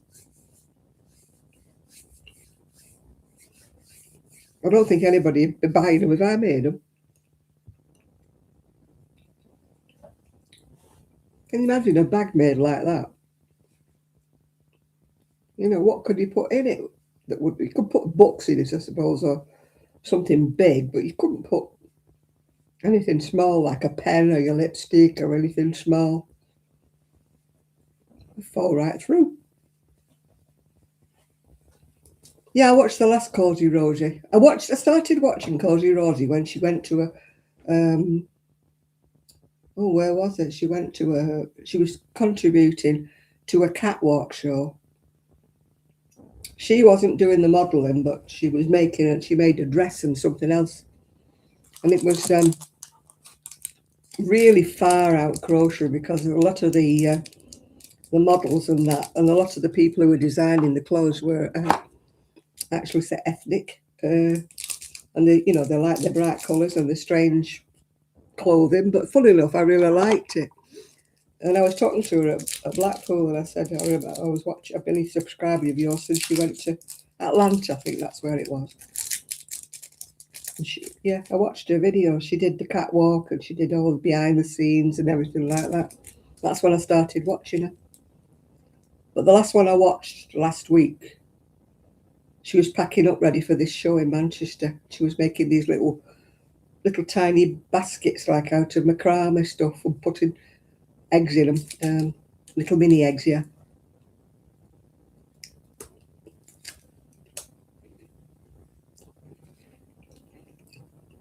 I took a photograph of one of her patterns because her patterns are £8 each.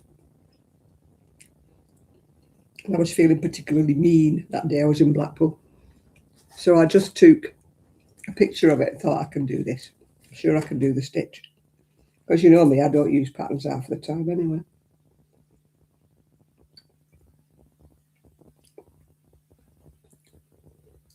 I think she called it cable and something stitch.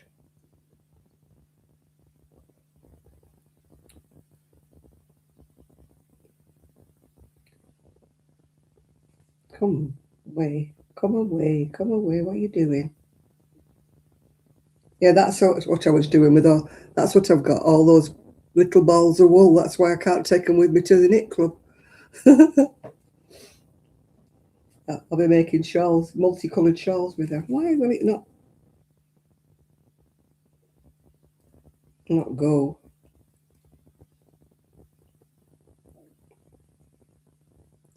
That was what it was.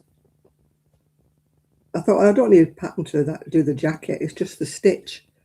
I took a close up of the stitch where I think she called it cable and twist or something. If I could do that stitch, then I could do it without you.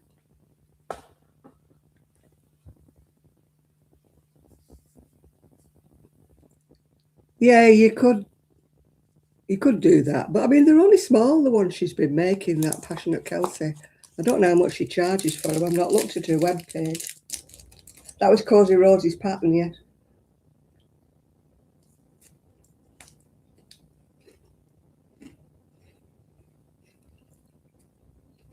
I made some I've got 2 left, little children's bags, but I've had to line them all. What I've got in the garage is about 6 or 8, just bags like that. They made a canvas with a handle, and I was going to cover them on the outside with crochet. It would save me having to line them because I could use that bag as a liner. But of course, it was when I was going to do craft fairs, and I don't do them anymore. So now I've still got these bags.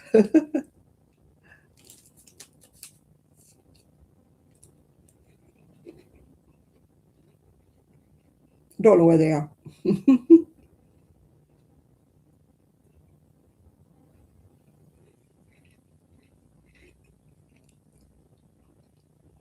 When it's summer, I need to take my scooter out and sort out everything in that garage. I wish people lived nearer and they could help me.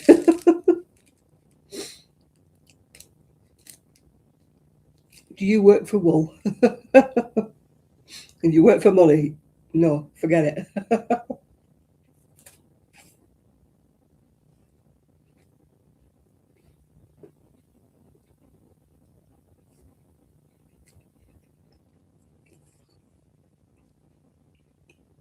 Yeah, on Cozy Rose's last video, she was showing a booklet that's just come out. It's got hat, fingerless mittens, 2 sock patterns, and a cowl, I think, and then one of those that goes to a point, like a mini shawl that goes around your neck.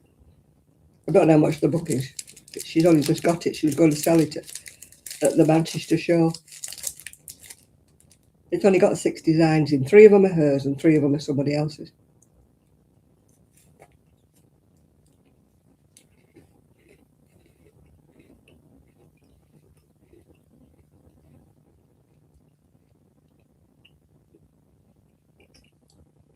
My mum used to have a brilliant bag years and years ago, and I don't know what happened to it because I inherited it and then it just disappeared. It had wooden handles and it was all crocheted in mesh. Well, it was like knotted actually in mesh. It was more like macrame. But that was brilliant for your potatoes and stuff like that. And I used to squash up, put it in your handbag. But I don't know what happened to it. It has gone, and I don't know where it's gone. I lost it.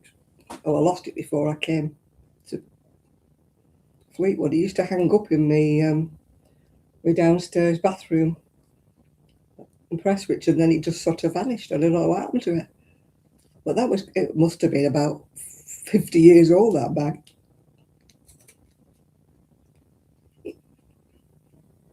My uncle was an occupational therapist at a sanatorium in Abergele. And because they were in sanatorium for a long time because they were recovering from TB,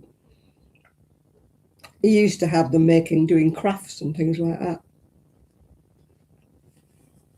I've still got 2 like sausage dogs made out of felt that he gave me when I was a child. So they must be about 70 years old, these little sausage dogs.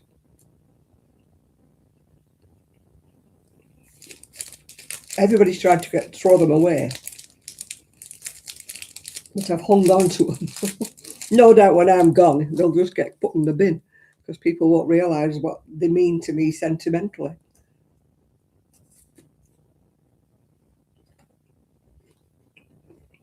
But some of the children, well, there were children who had TB, there were adults who had TB, there were children. I always remember he used to have a parrot made out of felt, all bright colours. And I always wanted him to give me one of these, and he said I wasn't good enough to sew. We had to do blanket stitch all around them. And I really, really wanted this parrot, and he never gave it me, never gave me the kit. It'd only be about that big. And he kept saying, when you can sew better, because I'd be 7, I think. When you can sew better, I'll give you the kit. I never got the kit. But obviously, he didn't think I could sew enough. Because they were felt, your blanket stitched all around.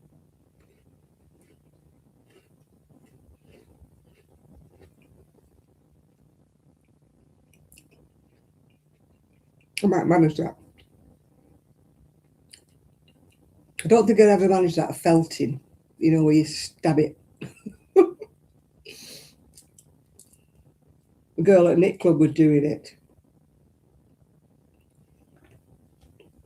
And she kept stabbing her finger every time she was stabbing her.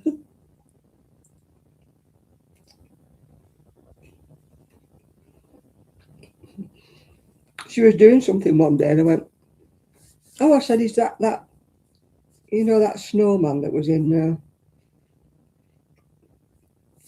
that film, where there's Elsa and everything. I said, oh, you're making that snowman? And she said, it's a sheep. Oops, sorry.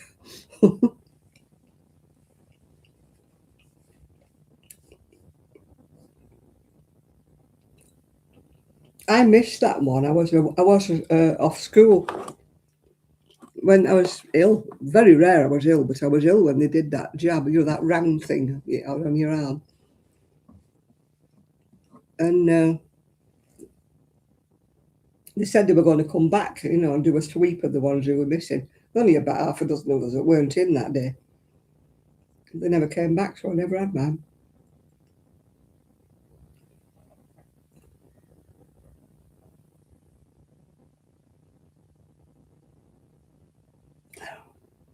You're back again, Shad.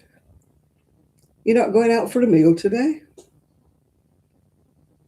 It'll soon be fishing time, won't it? Soon the weather will soon change.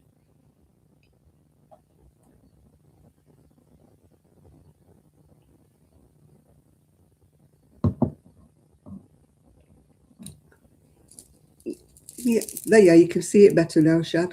I've took my collar off. That's what I mean about it looking Indian, because it's got all them mirrors. I love those, things that they put over doorways. I have bought one, actually. I haven't put it up over the doorway. But they've got mirrors in them and everything. I bought cushions one time that are doing like that. They have these like mirror bits. But of course, they don't wash very well because the mirror bits aren't mirror. They're just like cheapy things and they just fell out, yeah.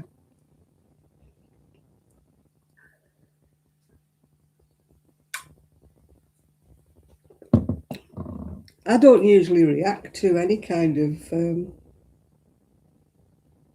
the only time I was ill was when they jabbed me on both sides. They gave me the flu in one arm and the blinking COVID in the other arm. And oh, God, I was ill. I said, I'm never having two again. You're not doing that to me. I didn't sign up for two. I just took my sleeve out like that, and one nurse went like that, and the other one went in the other arm, and I was like, whoa, what happened then? I didn't sign up for two. But they don't do it. They don't do two now, thankfully. Yeah, I've never been ill with an injection in my life. Never been ill with anything. But I was then. Flattened me for about 2 days. I thought, phew, I'm not having that. Oh, I know what I was going to do. I was going to take my paracetamols. Ooh. My friend gets these. The 500 mgs. I can't buy them.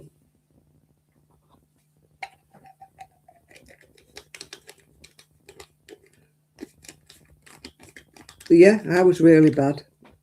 And they tell you, oh no, it's nothing to do with that.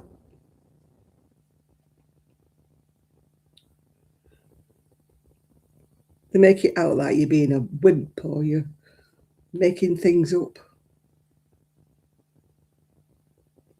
My last flu, she stuck it in my arm and I went, yo! And she goes, I said, that blooming hurt. I said, I've never had an injection that hurts like that. And then she said, yeah, I think these needles are a bit blunt that they sent me this time. I thought, a bit blunt. Thought she'd stab me with a tapestry needle. Got chocolate. It's better.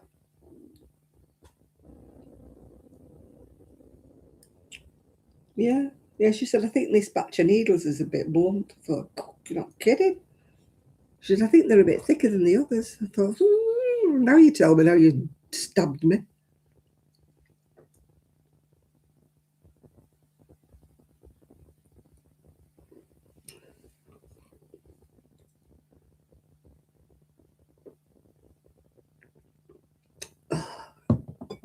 Maybe them will work. I want to crochet. I don't want to sit here doing nothing. It's not me. It's alien. I don't know how people can sit and just watch the TV. Loads of people do, don't they? Just sit on the sofa like that, watching the TV. That's all they do. Oh, God, that drive me mad. Drive me mad. It would. Got an itch now. Drive me nutty.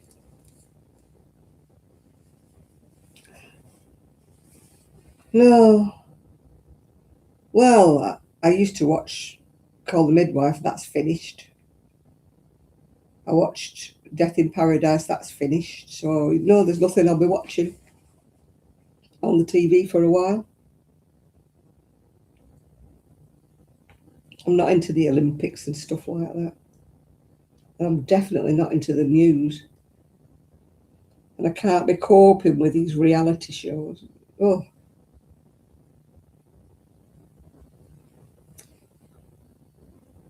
it's like shows for the brain dead, isn't it? I'm a celebrity, get me out of here. Married at first sight. Oh. Yeah, I'm looking at something and they go, such a barrier, star. And I'm like, who are they? Maths. That's married at first sight. I thought, what the hell's maths? Or the Real Housewives of Orange County or something. Oh, I don't know why they watch them. I can't be doing with them.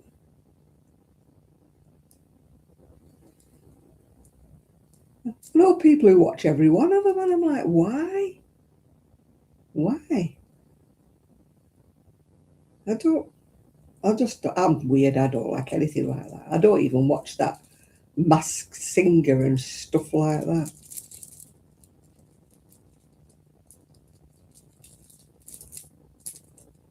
Oh, I don't watch East. I used to watch EastEnders. I used to watch Coronation Street. I haven't watched them for years.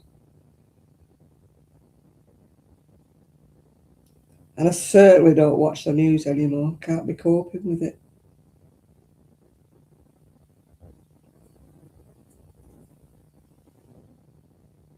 I used to watch Loose Women, but I went off that ages ago. Don't think I've watched it since I moved over here.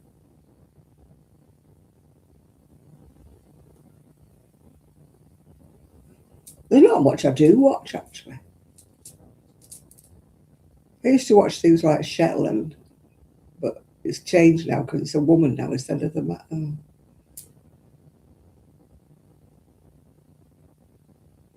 If there's anything decent, I tend to go and look at it on, catch up kind of thing.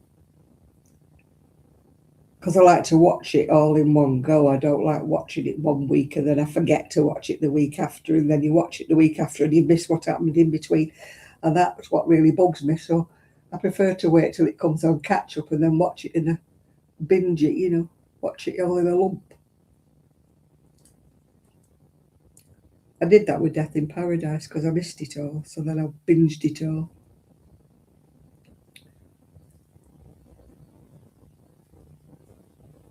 There's a lot of things I don't even want to watch. Look at it and think, nah, not for me. And I hate quiz games. I don't know. Am I odd? I just don't like quiz games. My daughter-in-law used to watch them all the time. I just don't like them. I had to watch something the other day, Monday it was, because it was on in front of me when I was waiting for my blood test. And it was they had to guess there was 3 celebrities and they were watching these little cartoony things and they had to guess what like catchphrase or something it was. And I'm like there thinking, oh my God, this is so boring. Why can I not hurry up and call me for my blood test? I don't want to be watching this. Because it's on, you're stuck, aren't you? Looking at the flipping thing. Oh, somebody sent me a message or something. I'll watch it later. I will watch it later.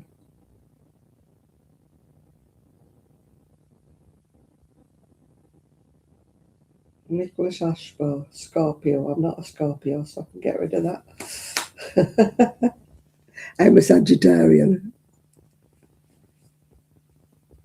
I don't like any quiz games. I don't know why.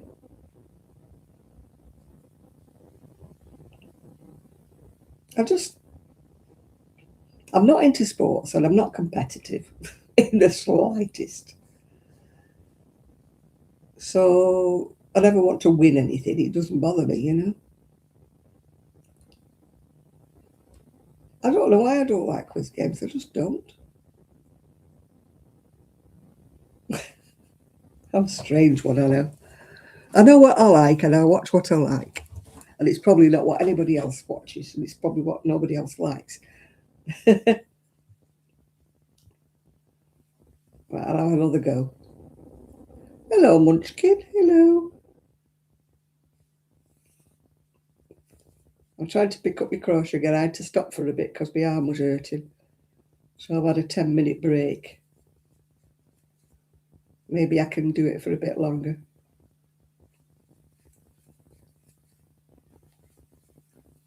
Because I cannot sit here and do nothing. It drives me bonkers. They said doing a craft is good for your mental health. It certainly is, because if I haven't got it, I'm crawling up the wall and down the other side. Keeps me sane-ish. You had a hair colour malfunction, oh dear. I had one of them, do you remember? Everybody liked it and I was in tears. It went grey, if you remember. It was horrible. It was all patchy and blue and grey. And everybody on here kept saying, oh, it looks lovely. And somebody said, you look much better. I thought, oh, thank you. It was awful in real life. It looked not too bad, actually, on the YouTube. But, oh, God, have you just seen it in real life? I went to the knit club and they all went, what have you done to your hair? I went, people on YouTube like it. They said, well, they can't be looking at it like we are. It's horrible. I went, no, I know. Couldn't wait to get back to blonde again. I picked up the wrong... Well, I don't think I picked up the wrong colour. I think the wrong colour got into the box because I bought what I normally bought. And it came out like a bluey grey colour.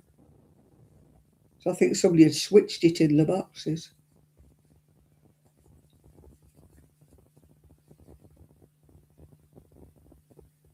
Oh, that's wrong. Luckily, it's at the end of the row.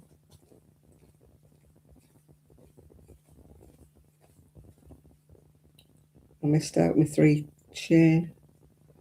That's what I missed.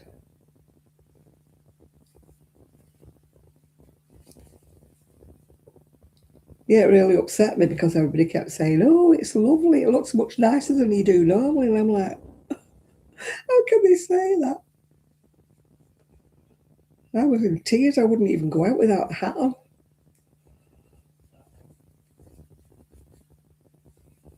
I look like Mrs. Slocum, if you remember who she was. I think even my son commented on it and he never even notices what I've done. But he went, you done to your hair?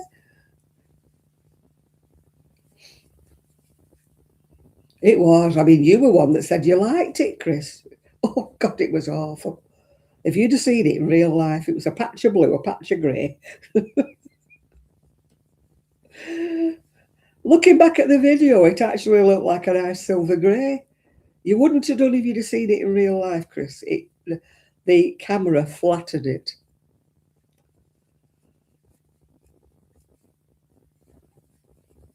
Everybody that saw me in real life, what have you done to your hair? I went, oh, get me some blonde quick. I had to wear a hat.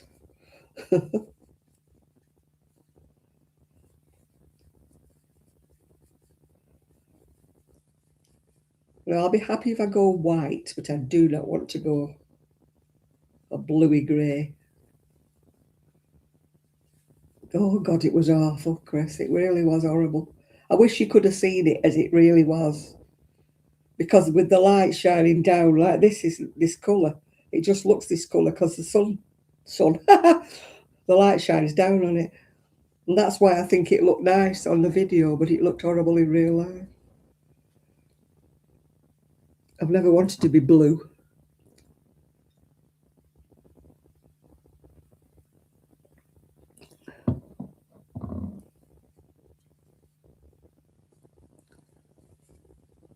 Oh, God, I hate it when it goes a funny colour, yeah. Do you remember years ago when people who were blonde used to go to the swimming baths and the hair used to turn green because of the chlorine? I mean, I wasn't blonde back then, but That was my own natural colour then, which was really dark brown at the time. But I can remember bleached blondes that used to go green in the chlorine in the swimming baths.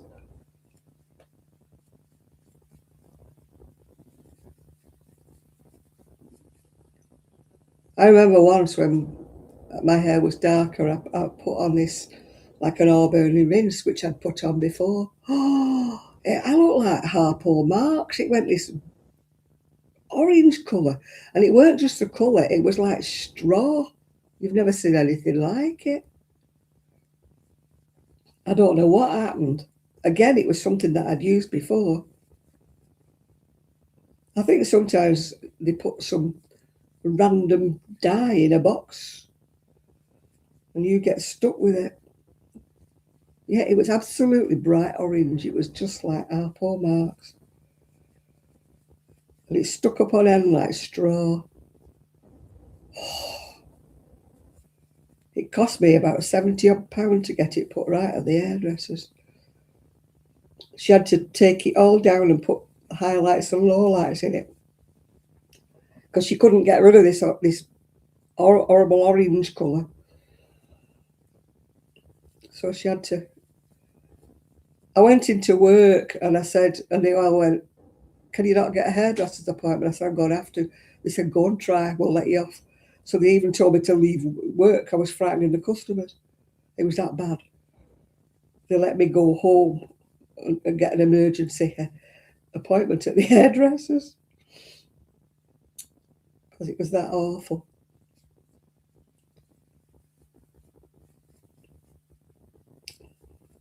Never again. It was supposed to be some kind of a ginger, I think. But it sent my dark hair this colour. Tell you, there's a lot to be said for home dyes that go wrong.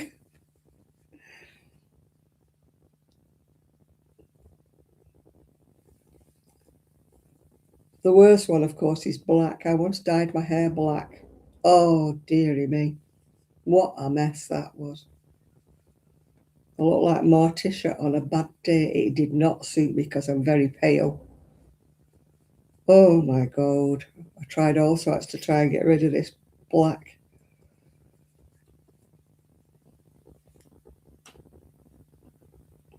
Yeah, I've heard of that before, putting tomato ketchup on green hair.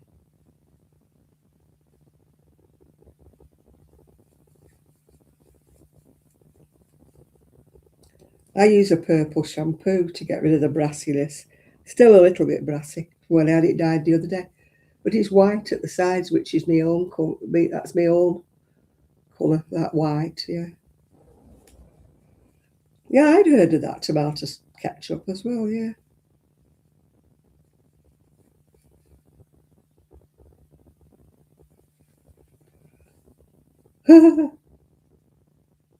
Hi, Jane.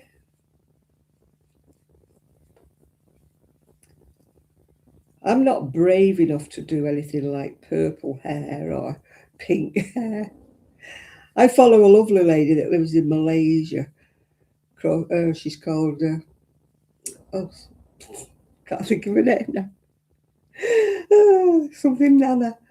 And she does these videos where she buys from the thrift shops in Malaysia. And she has her hair pink and purple and everything like that. And it suits her. But I've never been brave enough to do that. If I was near Ephraim, I would let him do it.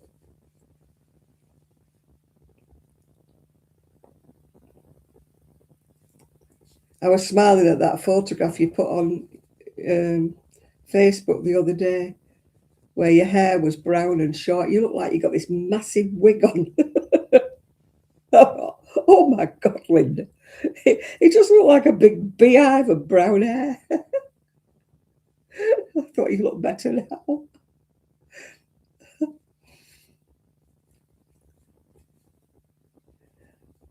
Well, you better late than never, Jane.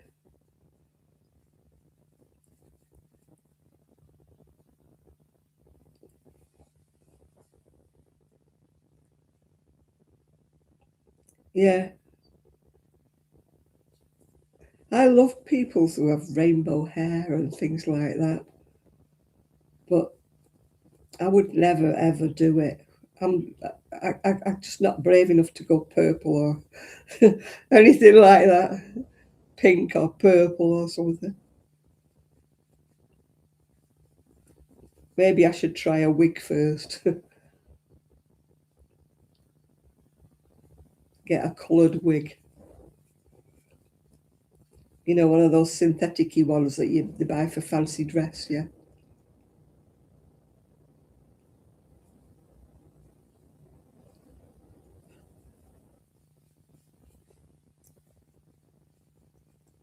Yeah. I don't want to be grey, that awful dull grey colour.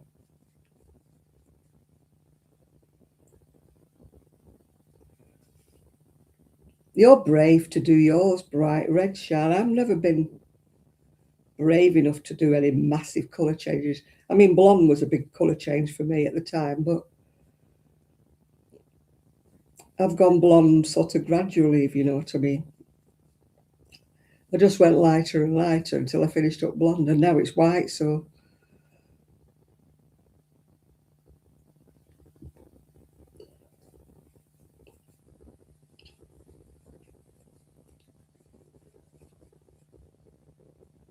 I used to henna my hair. It used to be bright orange at one time, orangey red. But it looked quite natural actually with henna. Everybody thought I was a redhead.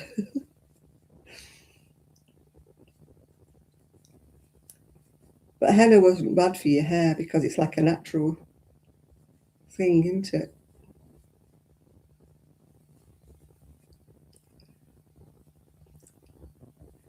If it's the right shade of grey, Julie, but mine isn't. Mine's like that horrible dark grey that's very aging. You know, the kind that's dull, not shiny, not nice. You know, if you can have grey, shiny hair, but when your hair is grey and dull, it's just very aging. It looks like grey straw, doesn't it? That's what mine was starting to look like. But now I'm going white, so if I hold on, it'll be white all over soon. My mum went sort of a very, very pale grey. And so did my gran was white, completely white. So I'm hoping I've got their genes.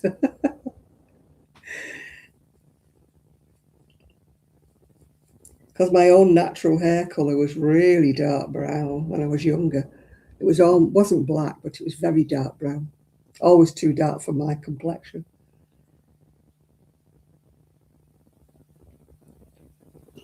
I used to wear a lot of foundation back in the day, you know, the pan stick stuff.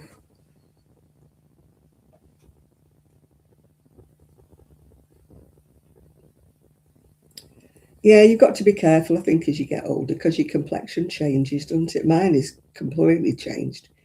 I've always been pale, but now it's really pale. Everybody thinks I'm anemic. I haven't got foundation on. I've got that, you know, that mineral powder that makes you look as though you've got a bit of a suntan. It's not a foundation. I don't like that feeling, you know, when your pores are clogged up. I don't like that feeling. But you get that, I don't know what they call it. It's like a mineral powder and it's like a suntanny stuff, isn't it? You just brush it on your face. It sort of makes you look a little bit colourful. That's what I wear. Occasionally, if I've not, I'll put foundation on, but I just don't like the feeling of it on my skin.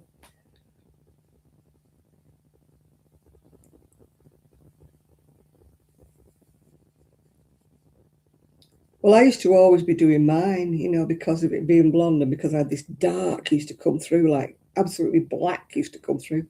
But now it's not. It's coming through less often and not as noticeable now. So I think I'm going grey.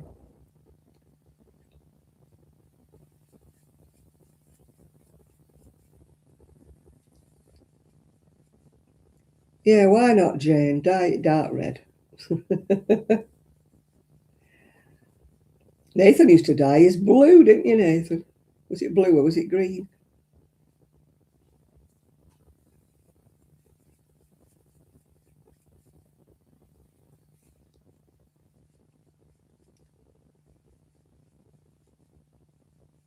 I used to work with a girl once that had, yeah, electric blue. I used to work with a girl once who used to be a different colour every time she came in after the weekend. She must have spent her weekends dyeing her hair a different colour.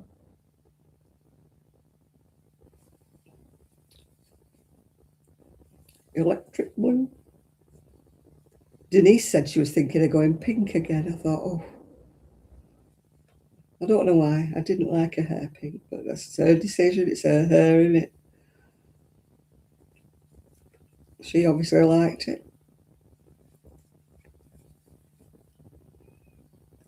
Jo's got green hair.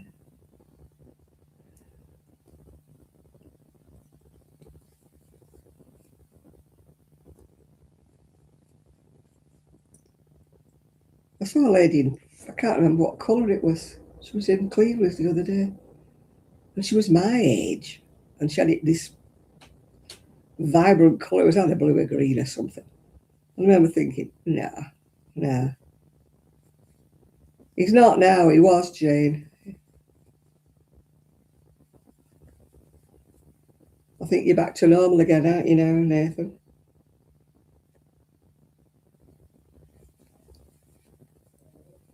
Blue, blue, my world is blue.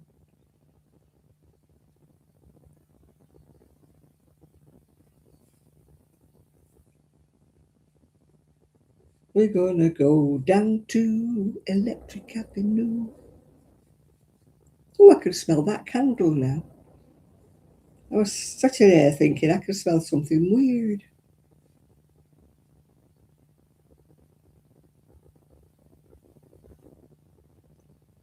It must be that candle. You like Mrs. I probably look like Mrs. Slocum if I did my hair.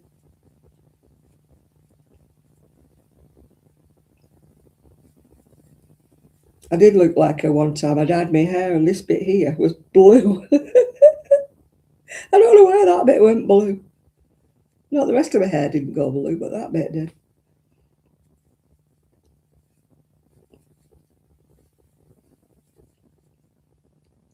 And everybody's like, what colour are you supposed to be, Jo? It's supposed to be blonde. I don't know what happened to that bit. It went blue.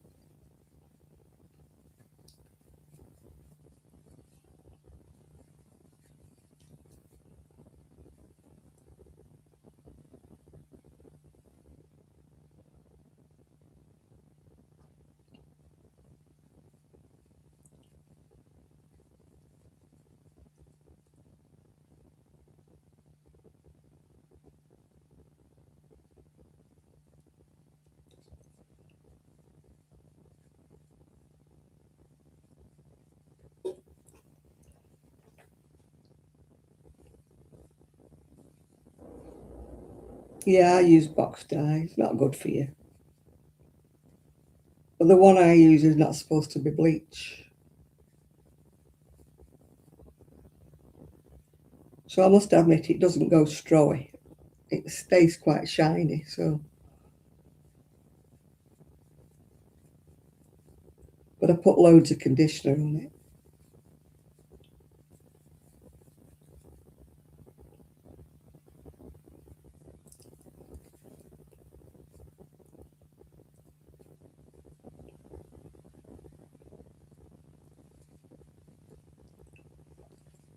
I like hair to look shiny, you know. Some people, when they dye their hair, it looks like dead, doesn't it, you know? I think it's especially like reds and colours like that. They can look really dead, you know, if you don't get it right.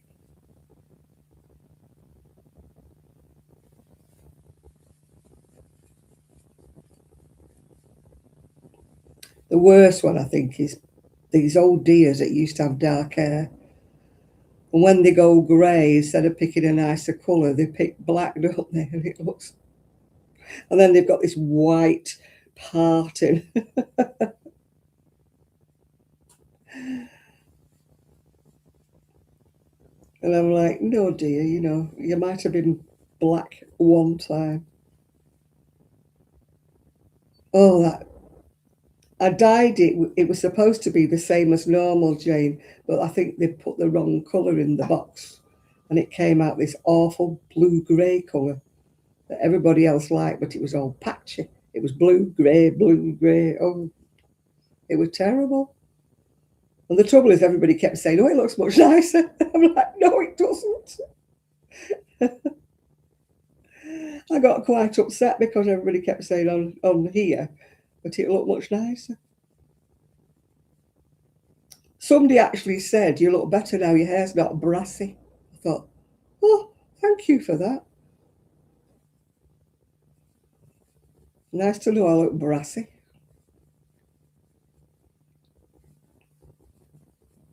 People can be so cruel.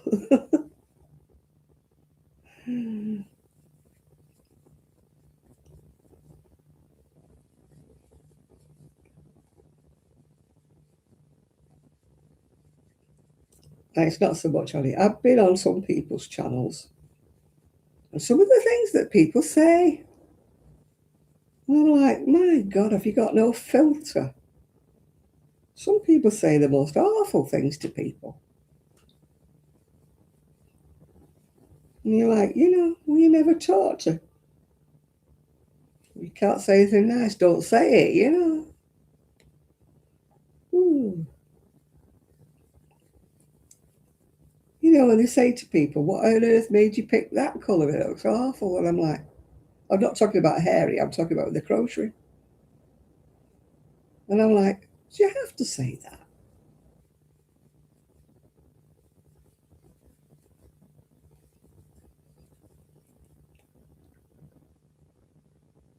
Or they'll say something like, "That style doesn't suit you," or something. And I'm like, why did you do that?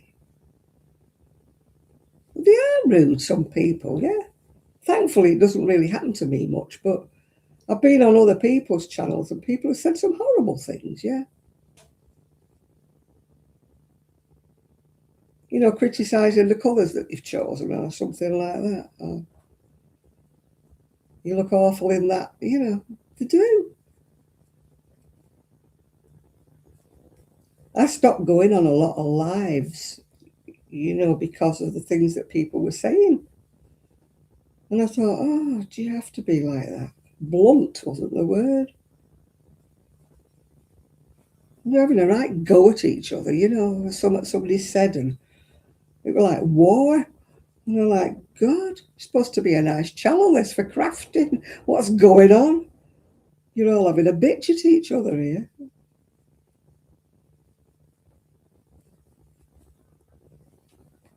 I didn't think it happened to Mimi. I think Mimi stopped her channel for that because people were coming on saying awful things to her.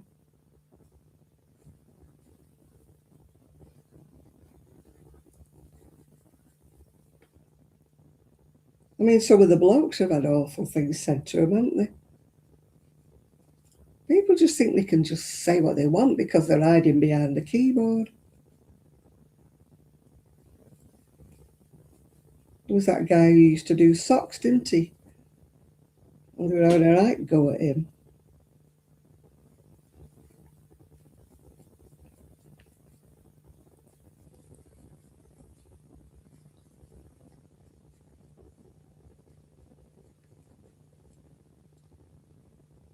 Oh, yeah, a lot of them are. You have to be.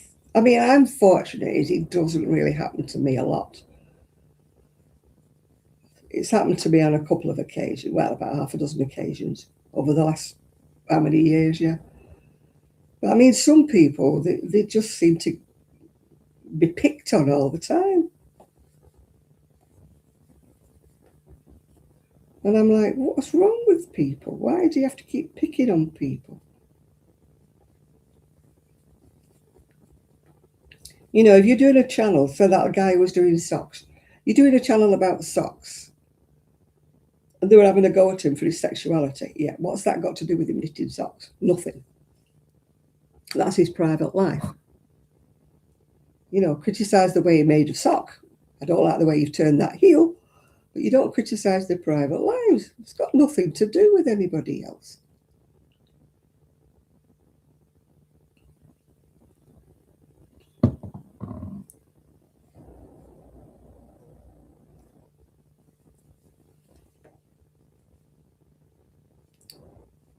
Yeah, but they, they just do. People get a lot of,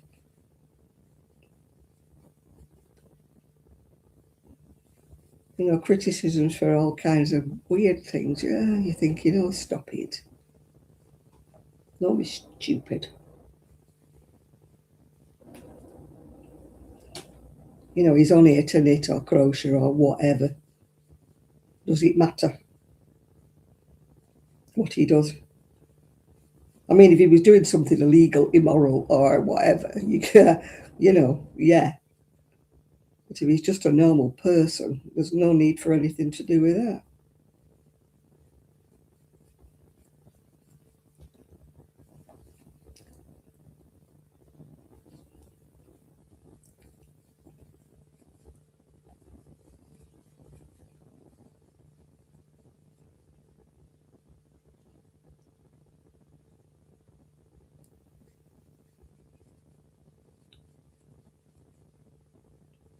I think people always want to, well, they do it with celebrities, don't they? They always want to dig dirt, don't they?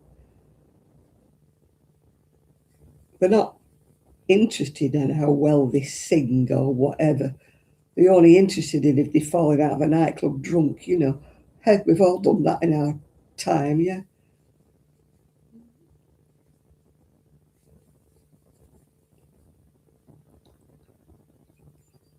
Or they happen to be talking to somebody on a street corner.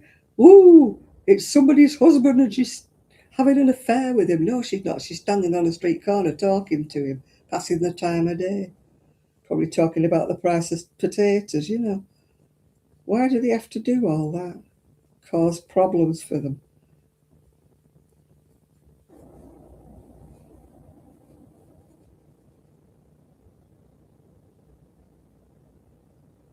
Yeah, I mean, why do they do it? Do they think they're better than everybody else? Why do they do it? If I don't like a channel, I just stop watching it and that's it.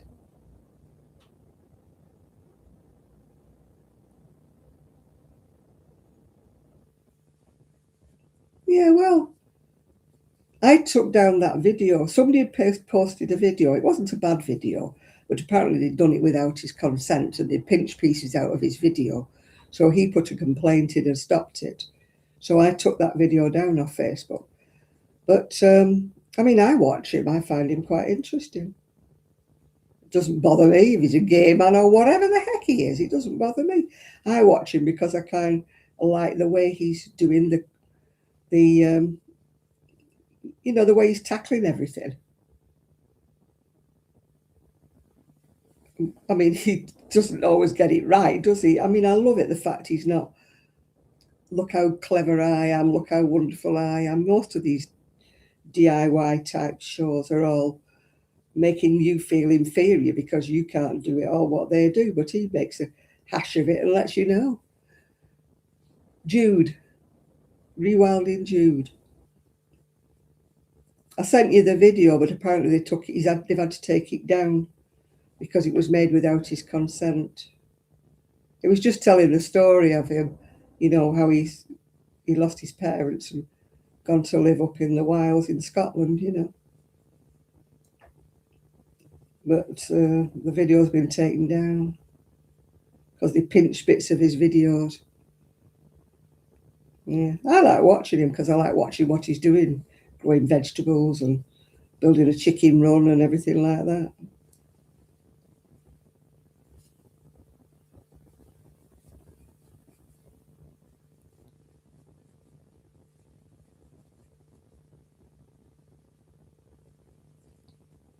Yeah, I sent you the link, Nathan, but it won't work now because it's gone. The video's gone. Been taken down. Well, they're going to do a video about people. We should ask them first. Do you mind if we do a video about you? Yeah, well, after we watched it, it got took down because he complained it was, against his copyright because they just pinched bits of his videos without his. Yeah, if I don't, if somebody gets on my wick, I mean, I've watched people for ages and then all of a sudden I just go off watching them. It's nothing that they've done or the people like them. I just go off them for a bit. But I don't tell them. And I don't say to anybody else, oh, I've stopped watching so and so because they're getting on my nerves. I just stop watching them. And if anybody says, have you seen this, that, and then I'll say, no, I haven't watched her. You know, I don't really say anything. Well, I might say something in private to a friend, but I don't say it in public. You know, I mean, we can't like everybody all of the time. And sometimes people that I really like make videos that I don't like. You know, they go off on a tangent about something else, and I think, right, I'm bored with that. I'm not watching that. So I don't watch them for a while, and then maybe I'll go back, you know, watch them again later on. There are some people that I never miss, and other people that I pick and choose, yeah.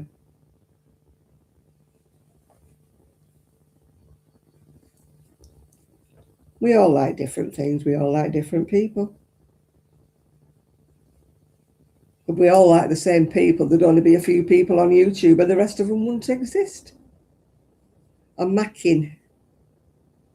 M-A-K-K-I-N, a mackin. Or you just say it's a good knitting belt.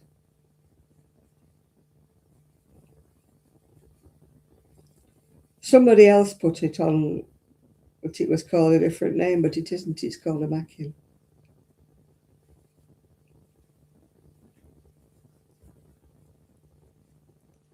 I got mine from, they do them all over the place. When I got mine, it was very hard to find, but now you can get them in different places now. You'd probably get them on eBay or Etsy or somewhere. I had to get mine from Jameson and, was it Jameson and Smith or Jameson or something, in the Shetland Isles. And she was quite amazed when I phoned up and said, did she sell them?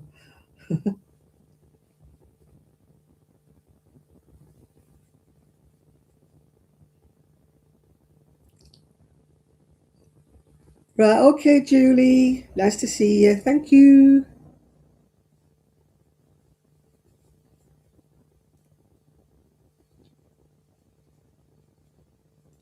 Yeah, people do when they start waffling on about different things, and you know, if they start getting a bit political, I stop watching them and think, nah.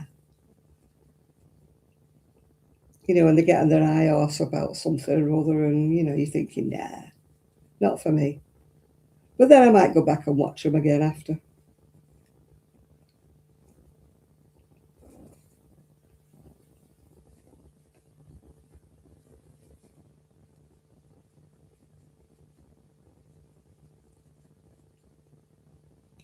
Wouldn't do for us all to like the same people, would it?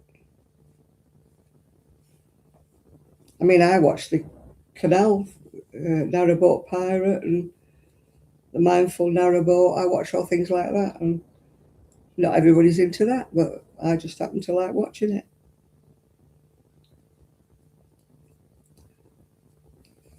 And then sometimes I'll watch, it's called Homeworthy, where they go in people's houses. I don't like the American ones so much, but I do like the ones but they're always dead posh. You know, they've always spent £1 million on the houses doing them up, you know. And then I like watching Little Boho Cottage. She lives in a little tiny house somewhere in, I think she's up in Maine somewhere. But there's lots of things I watch that probably other people are not interested in. We all like something different. As I say, it wouldn't do for us all to like the same people, would it? Otherwise, there'd be no variety of choice on YouTube, would there?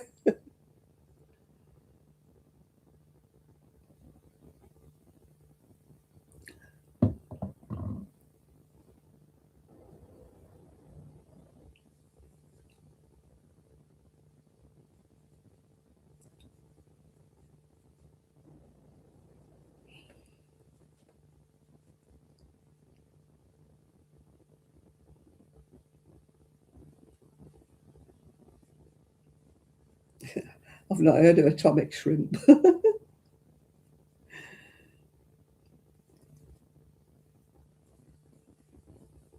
see, I'm not into a lot of knitting. You know, a lot of people, like Linda and I, watch different people because Linda's into knitting and I'm not. I tend to be only into the crochet channels. I will watch, I mean, I watch Leslie and she knits a lot, but she's very interesting to watch. But a lot of them, it's, you know, there's knitting and more knitting. I'm like, nah, not for me.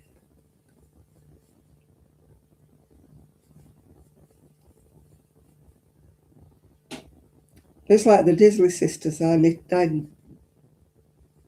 drift in and out of them. Not that I don't like them. Sometimes their videos are so long. Sometimes, and I'm like, oh, you know, I can't invest an hour of my time.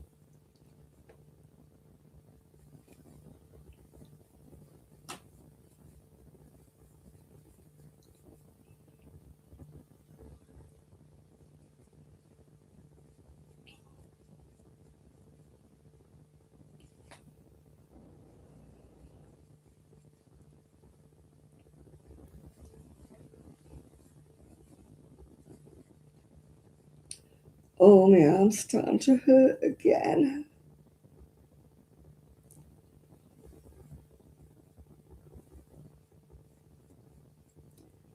Yeah, occasionally my videos go drifting to an hour, but it's usually when I've got something to show, you know, like a book or something, a magazine or something. But normally my normal videos, apart from this live, probably about 30 minutes usually. I try not to go into an hour. People drift off, I think, after about half an hour.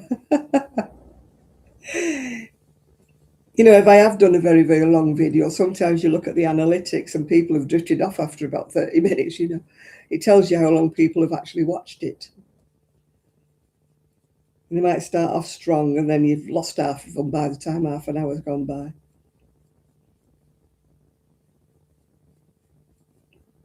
I like the ones who say, well, if you stayed with me till the end, well done. And I think, yeah, well done is the word.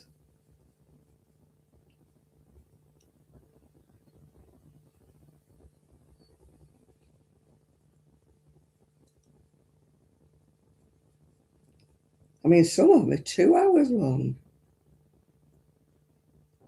And I'm like, oh no, I can't invest 2 hours of my time. I know you can stop it and go back to it and look at it again, but do you? You don't, do you?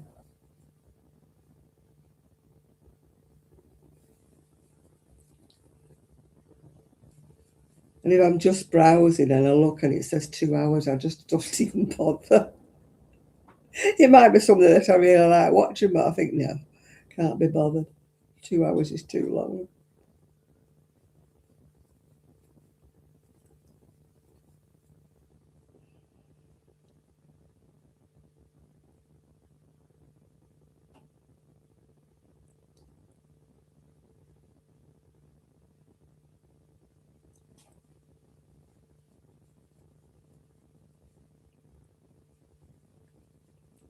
Tra-la-la.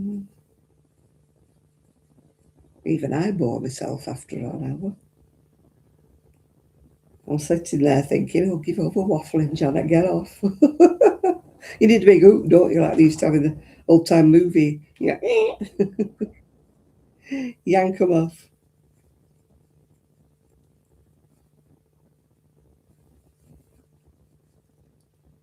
I'll tell you what bores me, rigid, is the ones who've got about 30 bloody projects in a bag.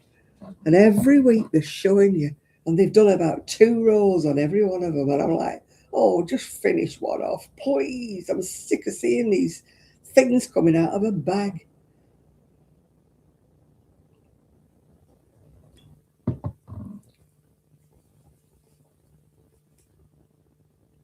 To me, it's like butterfly brains, yeah.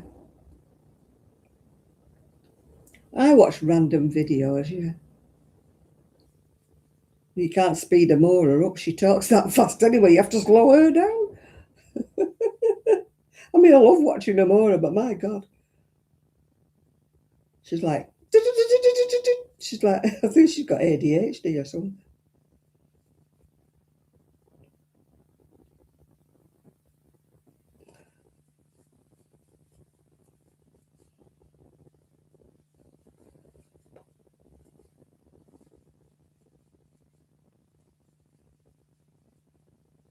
Yeah, I skip along on some of them and they're waffling on and waffling on. I think, oh, keep going along on the video. I don't speed them up, I just keep skipping a bit.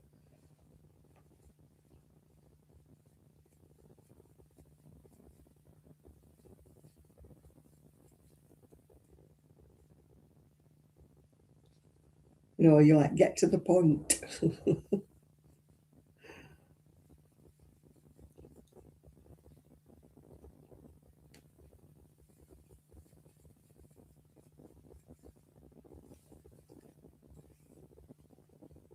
I could never do daily vlogs. I couldn't have anything. My life's pretty boring. I don't do much with my life. I mean, I'm quite happy with it. Don't get me wrong. I don't think it's boring. But when you think of what I don't, you know, I couldn't do a daily blog. I just wouldn't.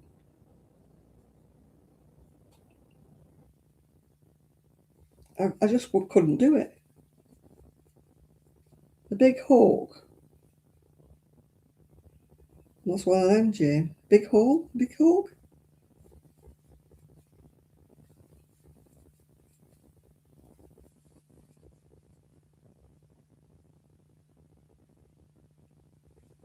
I mean, what would I do? Got up late, had a shower, did the washing up, put some things on the line. That's what my day is.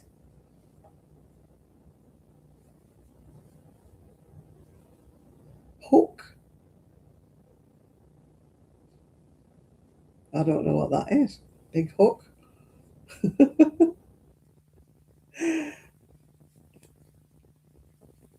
I mean, what would I do if I don't crochet every day and sit there all day long, and I don't go out and shopping and buying things, and what would I say? My life is pretty same. I don't know how anybody else's life is. A show with a big hook. What big hook? I don't know what that is. Anybody know what that is?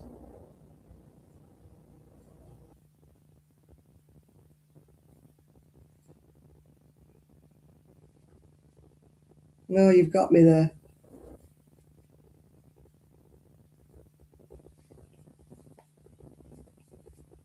Oh, you mean what I mean? In the old days, if you were on a music hall and if you were on too long, they used to have a big hook that they used to hoop round their neck and pull them off the stage. If that's what you think, I mean, yeah.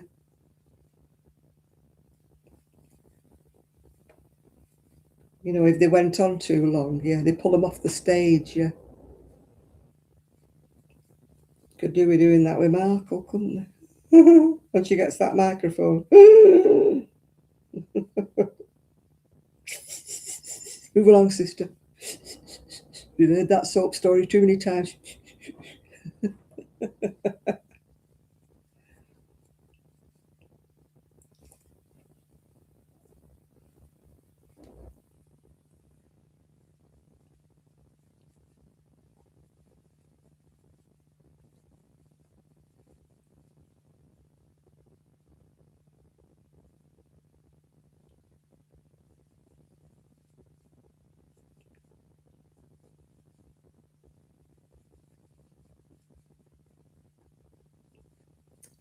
Now, tomorrow, I'll be watching. I watch Joe Good on her YouTube on a Sunday morning. And on the telly, I watch the Talking Pictures because they show things like old-fashioned things from my era. That's all I'll be doing tomorrow. It's Mother's Day, but because my family's not here, I won't be going anywhere. Normally, if they'd have been here, we'd have been going out for a meal. But as they are not here, I won't be going. And I'm not going on my own. Can you imagine me, Billy and old mate, sitting there on a corner table on my own? Everybody else's big family reunions in the pub, and I'm sitting there with my sandwich on my own. No, I'll stay home.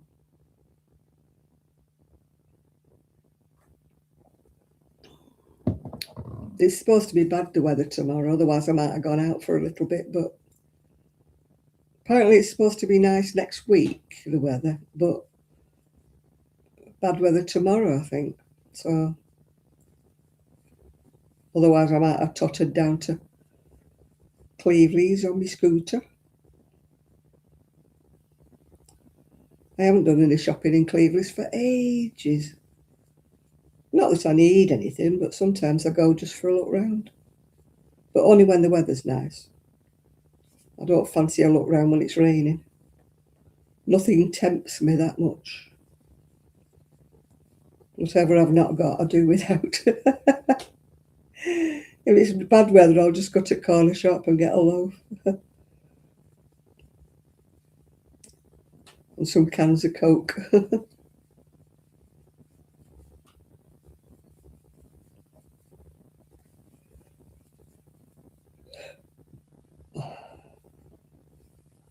If I go to Cleveland's, I usually finish up buying stuff I don't really need, so.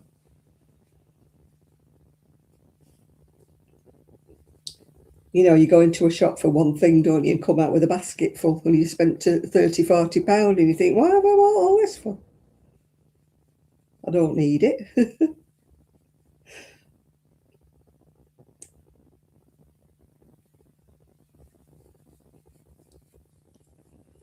It's like that joke, isn't it? You go into Aldi's for a cabbage and you come out with an inflatable dinghy, you know.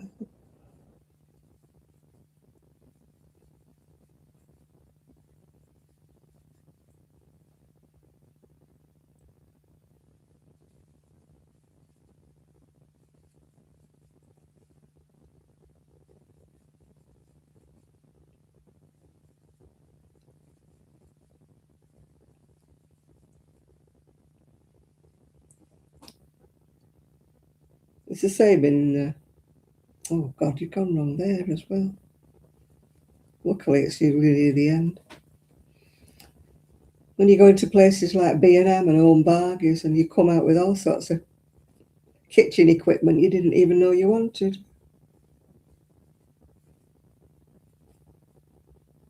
I keep forgetting to do my 3 chain. And it throws the next row off if you do.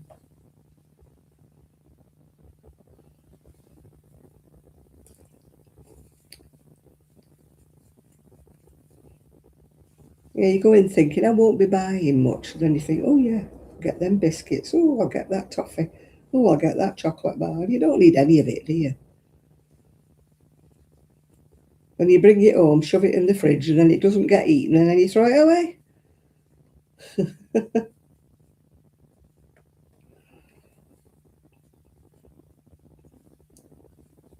I should just go shopping and then come home and put it in the bin, because that's usually where it finishes up.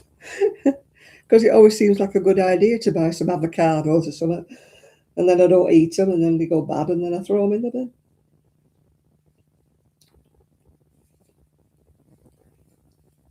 I've started being a lot more frugal with what I actually order now. Make a list.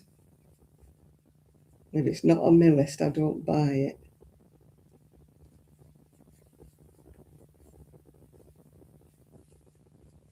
Yeah, I'm off to bed very soon, Sean. Yeah, nice to have your company anyway.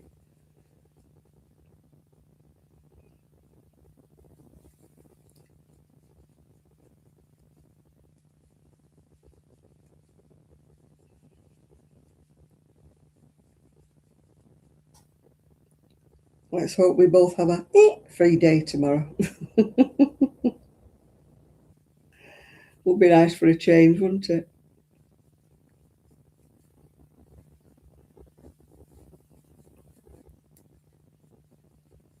Sometimes I'll do a bargain thing. I'll go, please can I have one day without paying? one day with just a reasonable amount of pain. As I say yesterday, oh God, I couldn't even walk to the kitchen. And then I know I'd have to get up to go to the bathroom, and I'm bracing myself to get out of the chair because everything hurt so much yesterday. And yet this morning I got up and it wasn't too bad. It was back to the normal pain level this today, and I hadn't done anything different. But some nights I can't even sleep for the pain.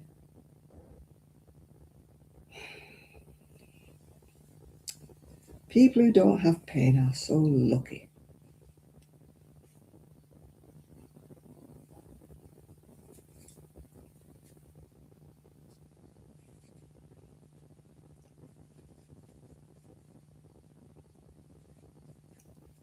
I managed to get a bit more crocheting done anyway. Oh, the shoulder started to hurt again. It's like, why did you pick up your crochet? You were doing all right again 5 minutes ago.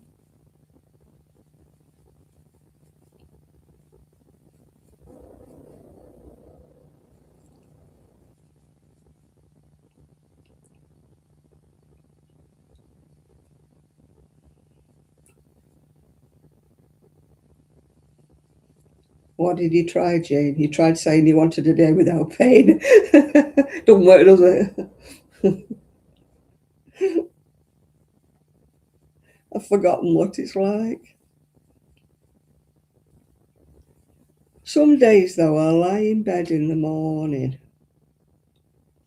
and you don't for half an hour or something. You just lay there and you don't have any pain. And then you know you've got to get up, and you know you're thinking, oh, how long can I just lie here a bit longer? And then your bladder kicks in, doesn't it? It says, no, you can't lie here any longer. You've got to get up. And you're like, oh, please, can I just stay a bit longer?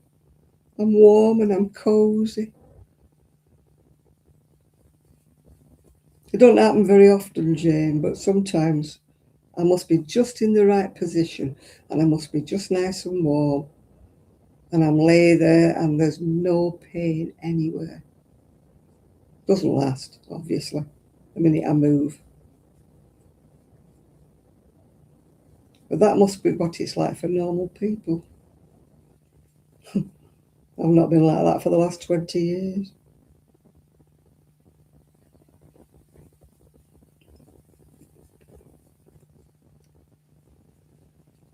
It's very wearing, very debilitating. It wears you down.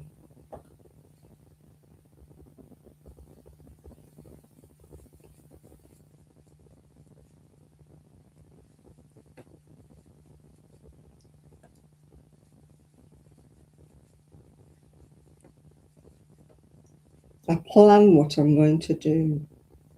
I've been planning what I was going to do all week. It's not got done, any of it.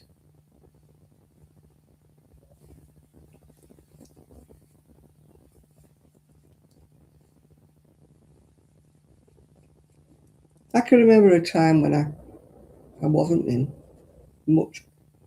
I can't remember a time when I wasn't in pain, but I can remember a time when it was manageable.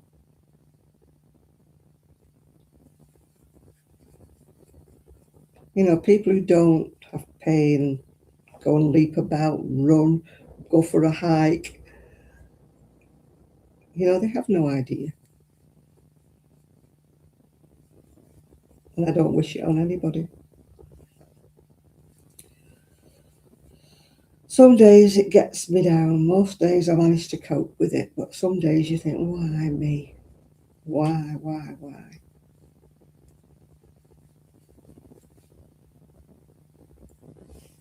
You know, you think, what did I ever do in my life?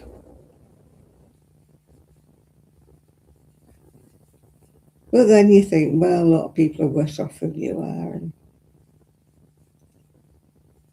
stop whinging and just get on with it. I do get on with it so much that people don't realise. People think I'm fine, you know.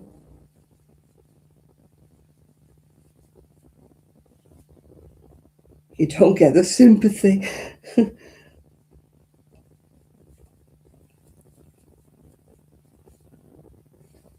Because I don't want to go through life going, oh, would be, oh, you don't know how it's about. Oh.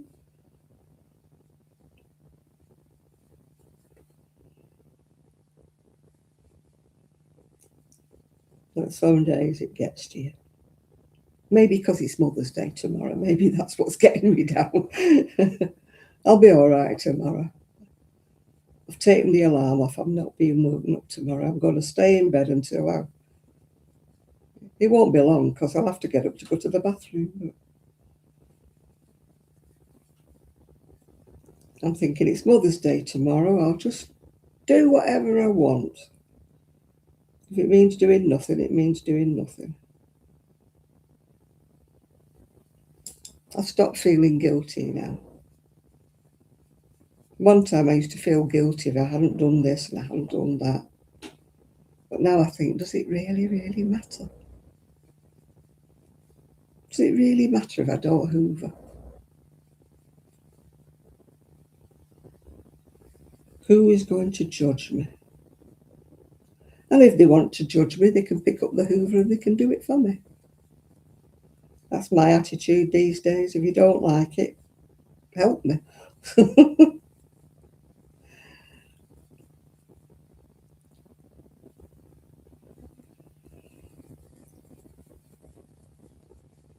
My house isn't a palace, but I mean, I live in it and I don't mind it.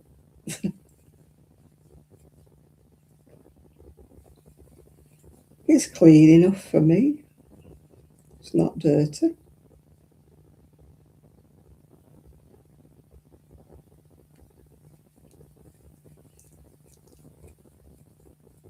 I look at some people's houses. I'm not being awful and I'm not naming any names, but they do YouTube channels and they're chatting away there. And I'm looking around the back of, mine, I'm in the kitchen, so it's not going to be straight, is it? But you look round at the house and there's like piles of stuff everywhere, jumpers and coats on chairs and things. And I'm like, why don't you ever tidy up? And I think to myself, well, my house doesn't look like that. I used to watch somebody and there was like sticky, dirty marks all down the door and everything. It was like that all the time. It wasn't just one time. And there's like half of the wallpaper was ripped off. And she sat in the middle of all this shit doing her crochet. And I'm like, don't you look around you?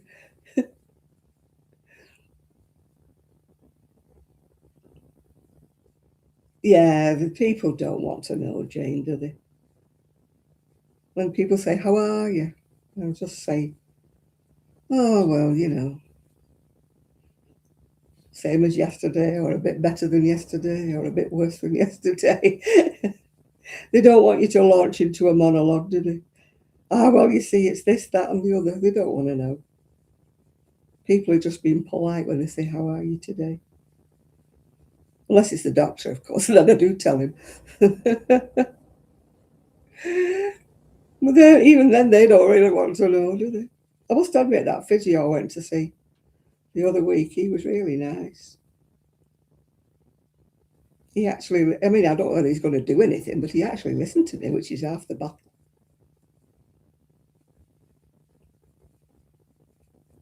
Usually they're pushing you out the door when you arrive for your appointment, aren't they? Yeah. And you feel like they've not even listened to a word you've said. But he actually seemed as though, whether it's just an air he had or he got a demeanour about him, but I really felt he listened, which was nice. He had a good bedside manner. And he was the one who referred me for this MRI scan, so can't complain. I don't know why it takes 6 weeks for the results to come through, though. 6 weeks. How long does it take them to view it? You envision that there's somebody sitting in a room somewhere and all he's got to do is review the scans that were taken that day, And you're like, if each scan takes 30 minutes, there can't be that many in a day, can there, So, how long does it take him to analyse a scan and see something? I mean, do they scrutinise every bone or something? I don't understand why it takes so long.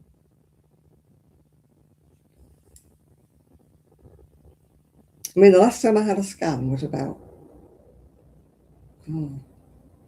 15 years ago. And it took them about 2 or 3 months to get back to me. And you're like, blooming heck, what are you doing?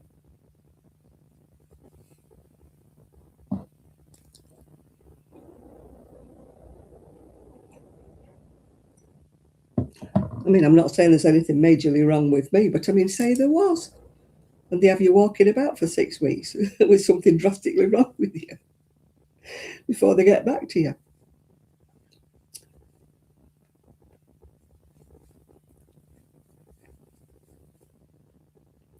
Yeah. Oh, yes, you've got a broken neck. Oh, you've been walking about with it. Oh, yeah, right, sorry.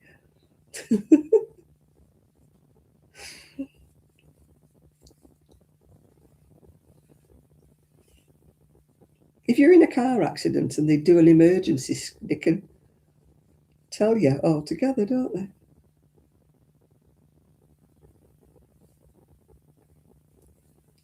I tend not to because, like I say, people just don't. They're not really interested, are they? They've got their own lives to live.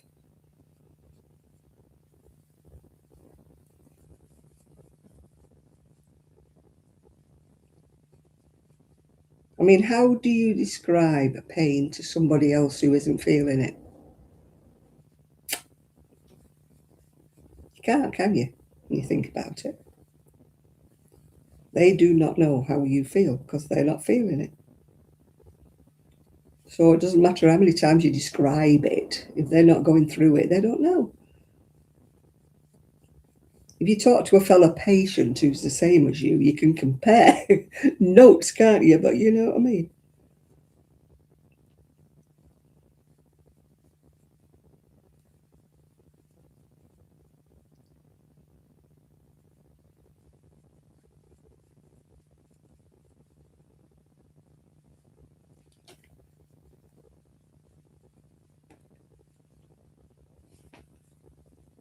I wonder if I've won the lottery.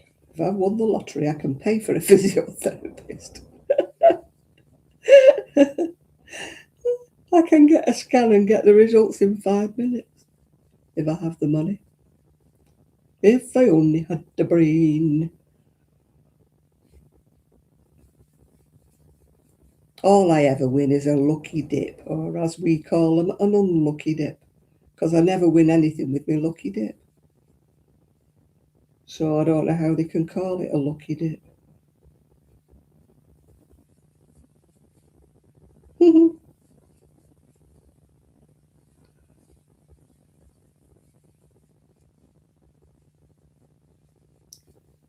Well, if you're in the UK, it's Mother's Day tomorrow. If you're in the US, you've got to wait a bit longer, haven't you?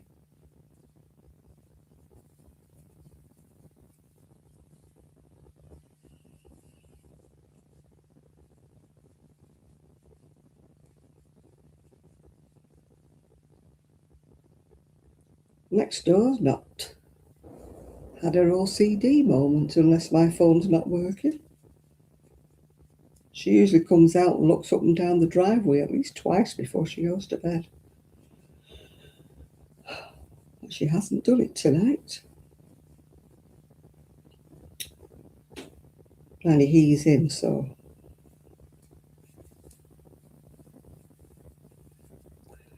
What? 5 minutes to go to witching hour, and then I'm going to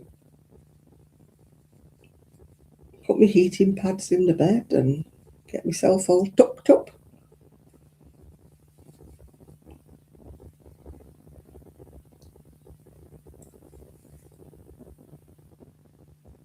I hope I get to sleep.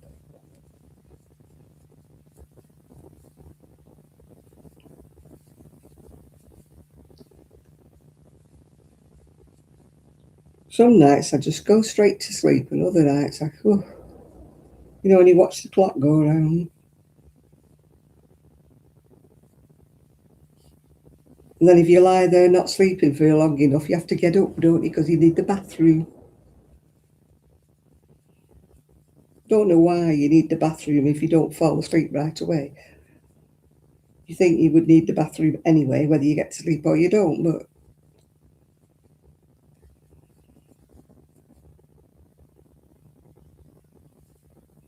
I think it's something to do with your bladder goes into sleep mode when you go to sleep, whereas it stays awake when you stay awake.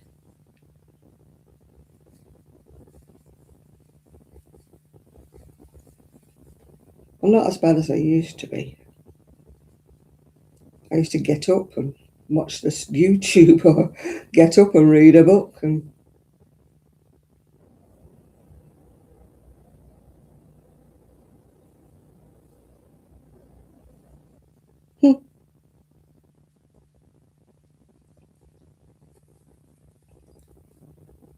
yeah, if they don't hurt, they don't know.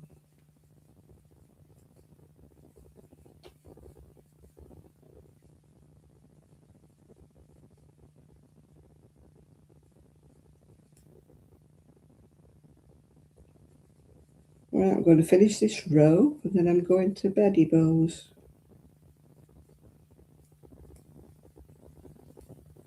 I've always got a bottle of water next to my bed, but I don't always drink it, of course, because I have a CPAP machine, so it means I've got to get unstrapped from my CPAP machine if I need a drink.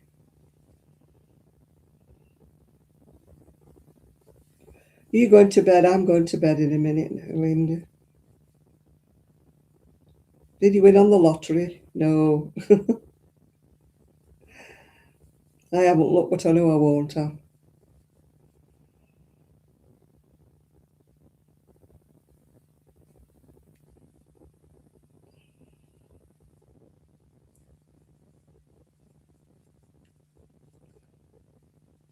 Yeah, I don't think any of us would have won. One of these days, somebody will win more than £2.50.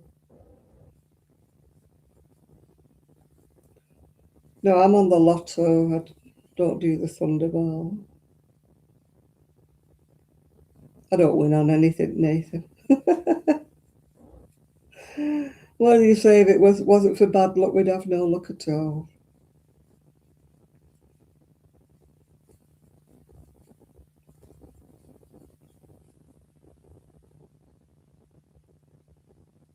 You won £5. I won £2.70 last week.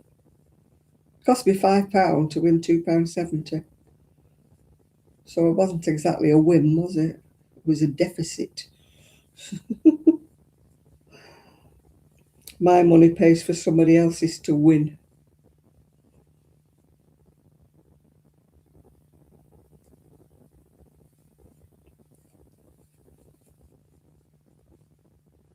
Right, I have finished my row and it is almost the witching hour by 1 minute. You won £3.80, my God. Last of the big winners. None of us win anything more, do we, than a fiver? Well, I don't anyway. Well, I've done all that. Done all that tonight. And the back's the biggest piece, isn't it? Although I might start doing a blanket tomorrow. I can do this at Knit Club, but I can't do me not blanket, me shawl in different colours. I can't take that to Knit Club because there's too many colours. Oh dear. Right, I'm going to tidy up and go to bed because it's the witching hour. So thank you all for keeping me company. And happy Mother's Day to those of you in the UK who are mothers. Sorry, Nathan, it's not Father's Day yet. So good night, everybody, and I will see you all very soon. Bye.